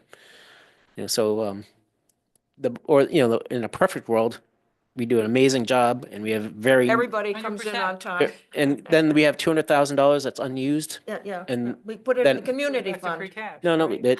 it closes back out to free cash and you can have next year have another bite at the apple, what you want to do with that Yeah. money. We could have a stabilization fund for the RTE. Well, it's only a one-time thing. That's the other key I point. know. After year one, we get all the data, whether it's on time or late. Yeah, At yeah. the end of a whole year, we got everybody that applied. Yeah, And so our assessing office will use those applications to pre-load the next year's tax bills, which makes the effort the following subsequent years much, much easier. And so there'll be some small, relatively negligible, because there's always going to be somebody that comes in late for whatever the reason might be. But after the second year, and definitely after the third year, that's a very small amount, and we can easily absorb that within our regular overlay account. yeah. Very good. Does anybody have any questions on that? I have one other comment, I guess. I was looking at the warrant from last year and for Article 4A, and we showed on that the source on the right-hand side of the amount. Yeah, I've already updated it when I did Oh, the summary okay, today for this. Okay, so you're going to do the. And you're we're gonna gonna put lines A through whatever G, and we'll put the source. Okay, But in this case, it's all free cash. free cash, yeah. Yeah. But I just thought that's an Yeah. important piece. I know you say it up underneath, Well, it says or. from free cash and or, but I just think that people should Yep. see it by item versus item. Are there any questions up on the Zoom folk there? You guys want to be ambitious and do a couple more? Sure. Got a few more minutes. All right. 5A is a seasonal communities designation acceptance. So what this has to do with is the state passed a seasonal Oh, yes, communities yeah. law. Mm-hmm. And not all, but most of the towns in Barnstable County automatically qualify. And in my mind, I don't think the law says we're in it, so I don't know why we have to accept it, because why would you ever ask somebody to accept something you're already into, because they could just say no, right? Then what do you do? But in any event, council, until we get further guidance, is suggesting that we formally accept the designation. So this might be something, if we get further guidance, that comes out, but at the moment it's in, and that provides us access to all the benefits of being considered a seasonal community. And it occurs to me now, and when I sent you an email today, I probably should have included that fact sheet for you. So it's my understanding that because we've been designated a seasonal community, and that only requires 35% of our residents to be non-residents, that there's a connection between that and the transfer fee. It allows us to have the How would you There's no describe? transfer tax right now adopted No, oh, by, I know we don't have one, but I'm saying that's a discussion that is being held. yeah, well, there's a discussion about a transfer tax statewide, Right. which may or may not go well. It hasn't gone well in the past. There's discussion of a transfer tax individually, community by community, which is special legislation, which we've got a couple things on our own to Right, discuss. right. There's a discussion of doing it just for Barnstable County, or there's a discussion of doing it for all seasonal communities. So, so it's having a seasonal communities designation at the moment, we don't know what that means relative to a transfer fee. What it does mean is our eligibility for a lot of housing grants funded through the housing bond bill are made available to us.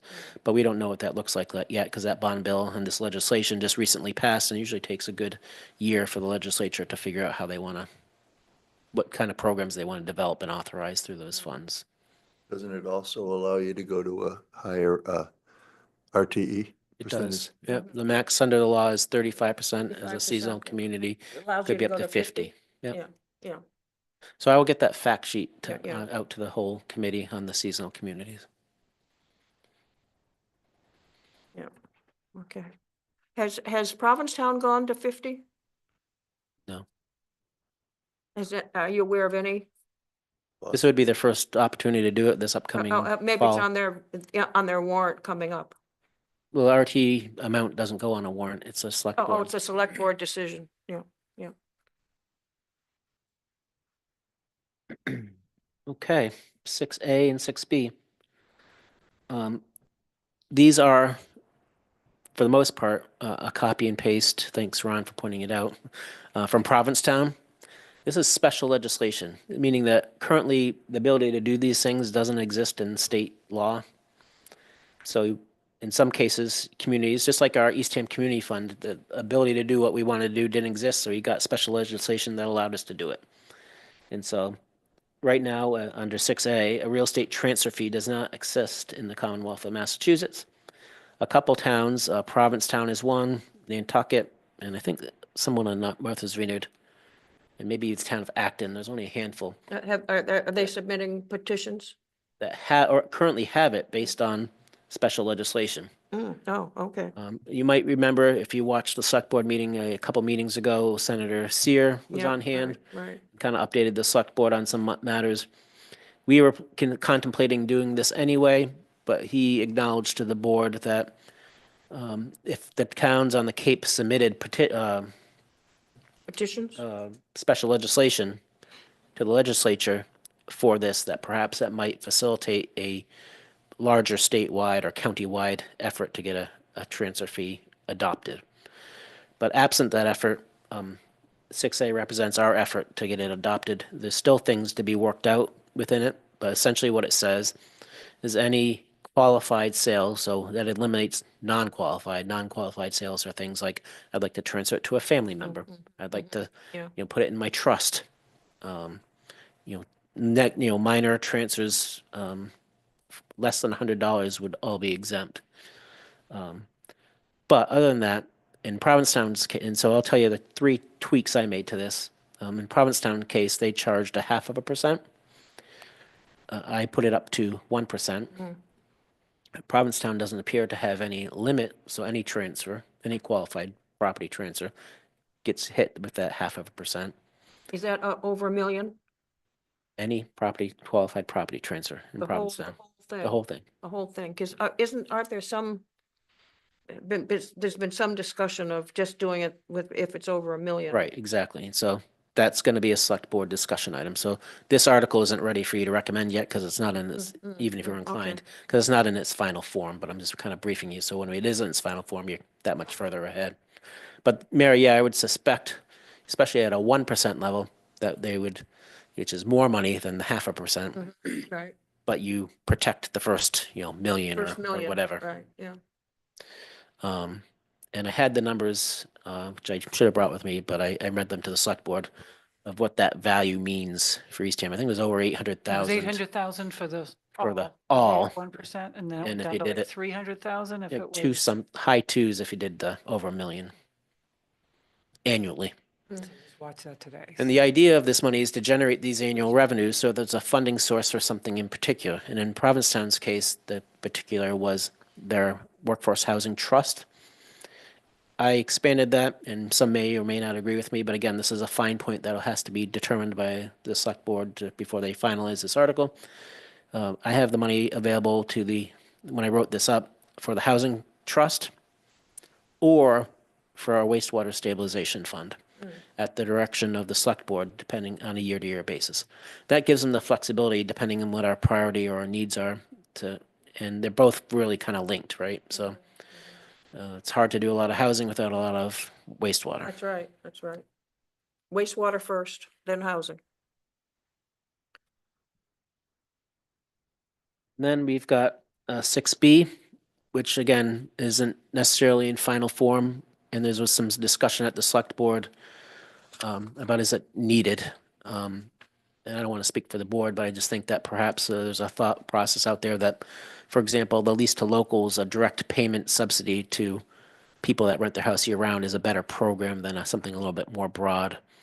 But the summary of this is, if there were an residential tax exemption in town that available for residents, that they'd like to extend it to non-residents That have year-round, or residents, I guess, that have year-round rentals. year-round rentals. Yep. And that's the idea of it.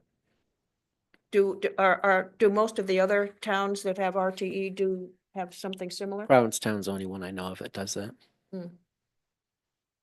But again, it's hard to, once you do special legislation, now you're baked into that procedure and that legislation and that mechanical thing. It's hard to undo. And so that's why I think a program that's just funded by us locally, like a lease to locals program, is probably more attractive than something like this.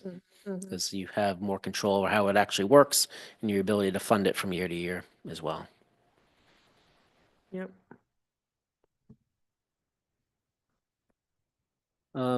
You heard about 7A and 7B tonight. Last week you did all the 8s. I spoke to Wendy Gamba of the Eastham Part-Time Resident Oh, Taxpayers thank Association, you very much. and she's available next meeting. Terrific. So I told her 4 o'clock. Mm-hmm. Yeah, That's 9A. yep. And then 9B, I have to follow up with, it's a little peculiar. We have it listed as a petition. I think that was just an oversight. Technically, it was not a petition, I don't believe. Well, the fertilizer? The fertilizer, it was provided to the select board. So if the select board wants to pursue this or include it, they'll have to decide and sponsor the article, because I don't think it was a formal petition. Mm-mm. So we'll try to get that hammered out next select board meeting as well. So thank you. You said you've been in touch with Wendy and she has offered to come at 4 o'clock for our meeting next week. Yep. You also have Schools the coming next week? schools, the tech, Yeah, and I that's, got to follow through with Nauset and figure out what we're going to do with them. That's likely not happening next. yeah, I understand next that. meeting. So we're, because I've been trying to keep track of our meetings coming up. So we're talking about on March 13th, having the tech school, hopefully, The tech is on board. Yeah. on board. Okay. And also Wendy Gamba, I think her last name is, Yep. for the petition that has been filed. How about elementary school?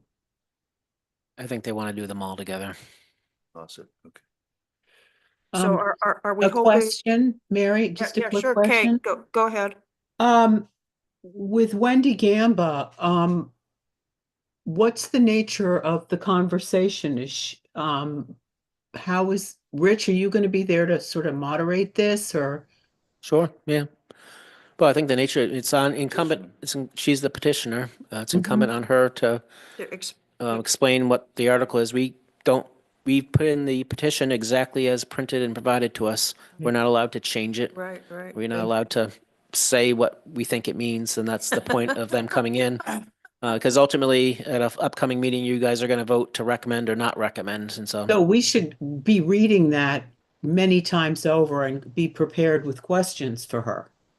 Yes? Sure. Okay. Yeah, that's our role.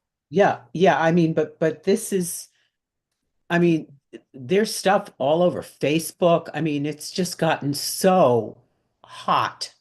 And I think we need to be really settled down and really pragmatic and open to everything. Try to be objective. So back to, we're talking about next week's meeting. We're talking, the tech school has been requested to join us and they have agreed. Wendy Gamba has been asked to join us on her petition article and she has agreed. So that's, and then we're talking about the schools, hopefully on March 20th, maybe the following. We don't really know. Find out more hopefully tomorrow. Okay, okay. Where is Wendy Gamba's article? Which one is, I'm sorry? It's Okay. 9A. 9A. that's what I thought. Oh, Okay, 9A, yes. okay. And I have that there's a budget meeting with the, it's not a joint meeting. I don't think it's a joint meeting. On March 17th, there's a select board meeting. That'll be our budget hearing, yeah. Okay, but It's that's with not- us. is That's that a what joint that's what meeting? was It is said a last joint- Oh, it week. is a joint meeting. Okay, I didn't, That's what we said last week, I think. Yep. I just want to confirm. Yeah. The text of 9A, how can everyone, I I have don't it, have but it. I don't know where I got it. What's that? The text of the petition article 9A. Yeah. If people want to study it, where can they find it? It isn't in what you have? It wasn't in the one I had, but is it? I is it got in the it. one you're gonna send out? Okay. I sent you an update Okay. last week. Yeah, What I look have that is up. from the pack, from the select board That's packet. what I have, but it's just a little blip, Yeah. like a. Yeah, I have, But anyway, you said I you have a would be big sending thing. out a new It's in one. the select board Oh, it's packet. the later packet. I have the one Select on the board. website. Yeah.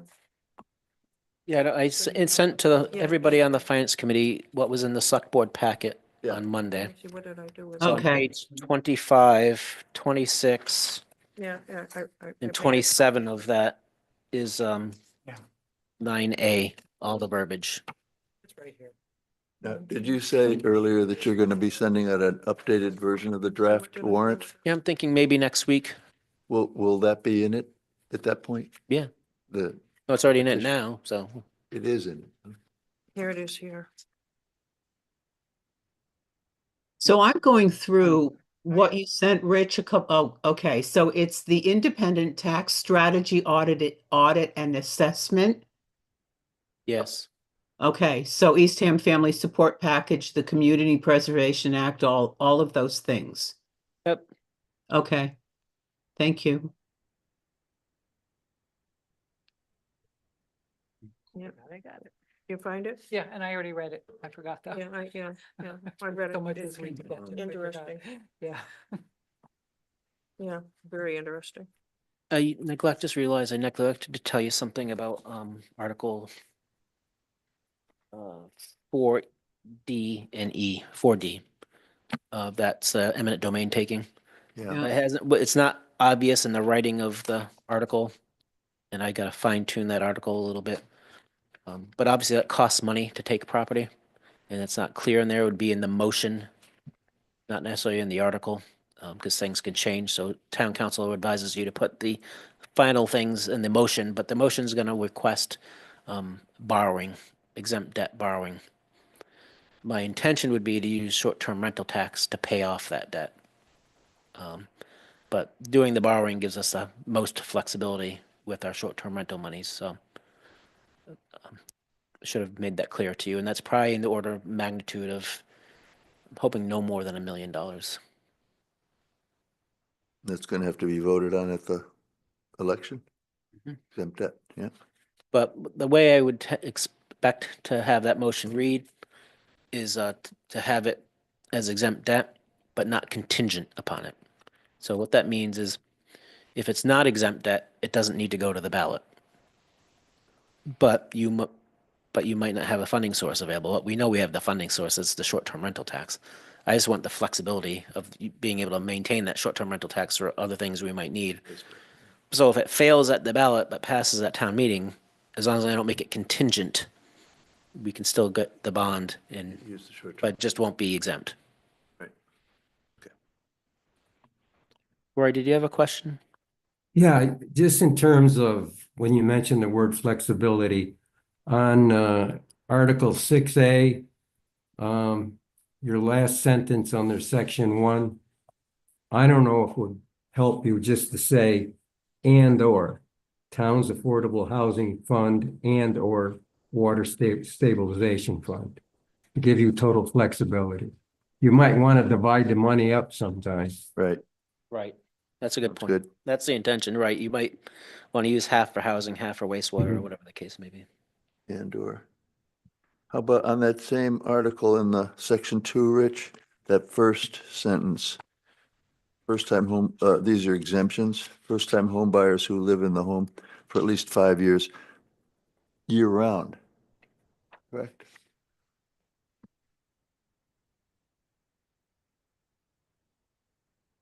I guess that's sort of understood, but, This You're says you're occupied, 2A, you're a 2A, Peter? section 2A, yeah, the exemption, first-time home buyers who live in. I think that's a really good point. We don't want to end up in something litigious where those words were not there and we get bitten. Peter, I'm make sure, are you on page 13? Are you on Article Well, I'm on the 6B? old one, 12, but I'm on section 2 of Article 6A. 6A, oh. Yeah. 6A. It's Oh, the I'm looking at 2A. The exemptions, the Mhm, first one, It's 12, It top say three, that- top of Thank page you. that 12. they should be year-round. mhm, I got you. Okay. Now it makes more sense. I got you. mhm.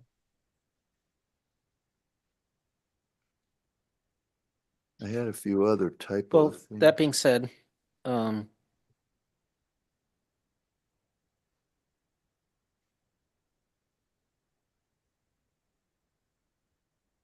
okay, so this is exemptions from the transfer Yeah. tax. I mean, I suppose So would you could- want to exempt, so why wouldn't you want to exempt a part-timer that's been in the house for 20 years, For 5 years of, more than 5 years? You a know, first-time home buyer who is part-time, who bought a house and has always been part-time. Do we how want does to that, exempt? I don't it even know how from the that happens. RTE? If you're a first-time home buyer, who lived in the home, how would you be living in the home for the prior 5 years? If you're You would live in part-time. it part-time. Mhm. But you wouldn't be a first-time home buyer. You could be, You could be. yeah. You could rent the house out and go live in Jackson It Hole. could be an investment. I don't know. Okay. Whatever you think. But I'll work on it. It might, Again, this isn't in final form, so the select board's gonna vote, so I'll bring up that point. Okay. That's a good one. I'm sure Jerry, oh, yeah. It'll be all- I- so again, these are copied pretty much verbatim from what Provincetown had. Okay. And the reason we did that Mm. is because we know this is Already legislation, been special approved. legislation that's been approved as to form and Mhm. content. The language, yeah. Right. So I guess they didn't have that language in it. So that's interesting. Yeah. Okay. In the summary to 7A.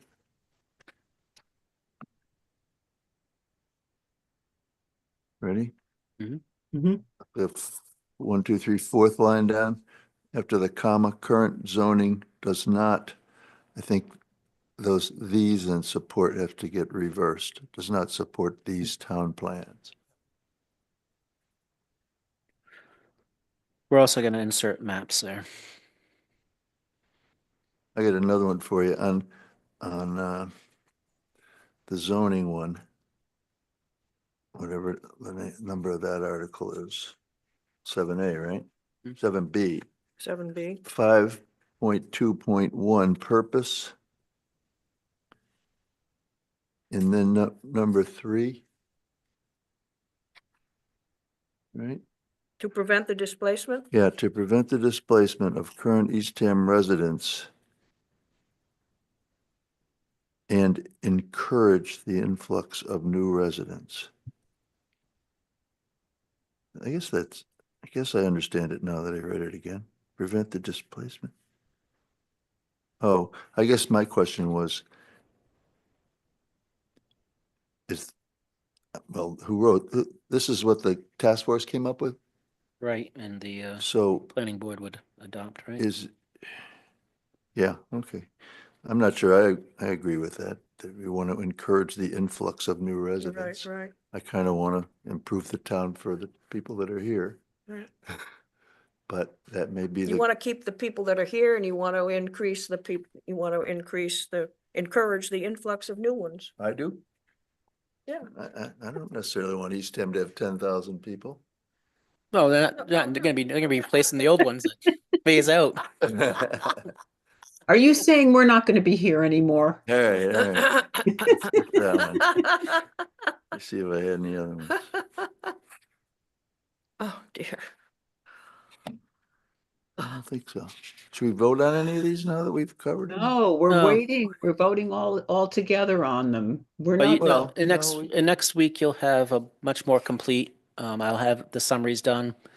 There'll be a couple that are still in flux, but, we're working through the process, and at this point, we've pretty much, other than the last couple, under petition, we've mentioned all of them, so, you sit back and think about it, and if you got any questions between now and next week, I can help answer those, and we can perhaps revisit any of those questions at next week's meeting.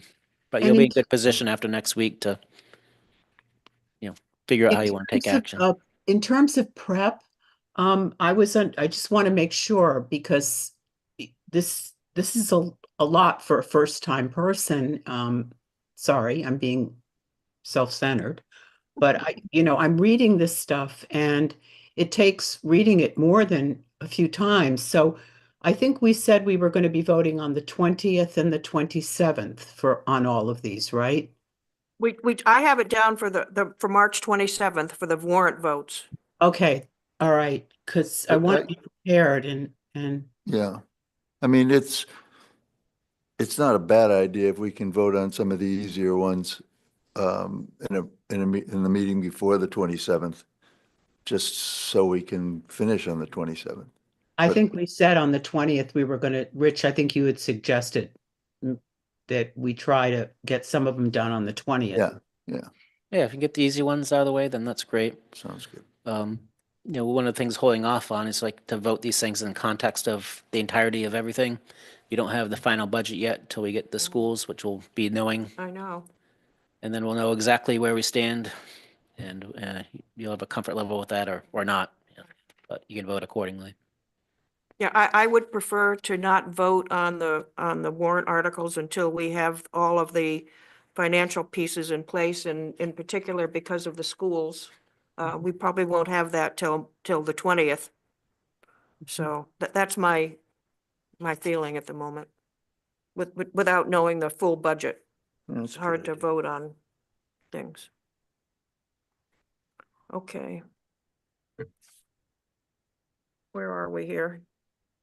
And one question, I wish I'd looked at this one, Paul and Mary were here, but on the 7B accessory dwelling unit bylaw, 5.2.6.1.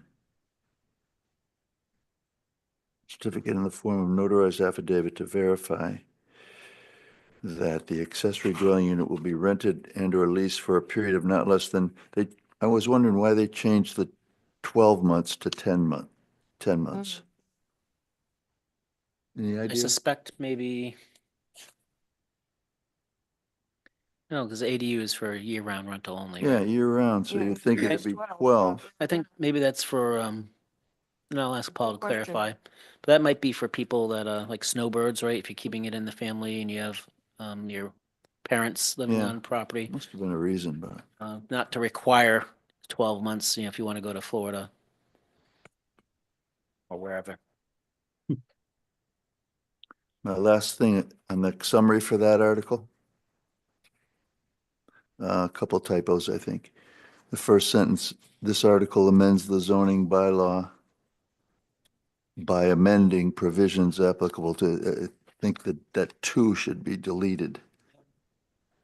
And then in the last sentence, gross floor area of the principal dwelling, whichever is smaller, think period. And then, if this is what they meant, and then capital T, the current prohibition, singular, on ADUs used as short-term rentals will remain in effect. And get rid of the of, right? I think that's probably right, Peter. Okay. I did have comments on the Article 8s last week And as part of my redrafting of the next Oh, draft yeah, of this, those will be incorporated in the next Mhm. draft. Yeah, yeah, the Oh, yeah. CPA articles. Oh, that's right. I did have a couple on those. And I think there's some people that wanted, we talked about putting a map in. Yep, that's part of it. Yeah. Okay, good.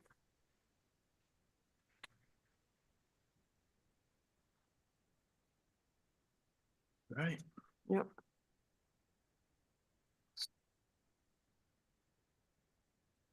Any other questions, comments from the folks up on the Zoom? None here. Yep, Thank you, Roy. Oh, I don't need them.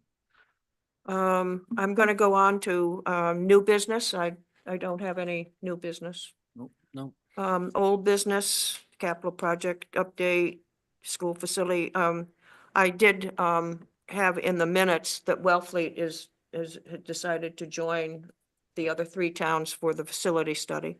only other update on that, Mary, is we did do our appeal to state SRF. Oh, yes, that was March 3rd. And so we did it and the submission's in. We won't know for probably another month yet. Okay, that was one of my questions on here. So I didn't know whether they told you while you had the discussion No. or whether they put you on hold for a while. Nope. So you think it might be a month? Okay. I watched the public hearing on that, and Jackie spoke. Yep. Along with 5 or 10 other people. Let me see, anything else under old business from anybody? And we don't have a town manager report. There was one at the select board meeting on Monday, but it was in the packet, so I need to speak to Kayla to make sure she gets those to me.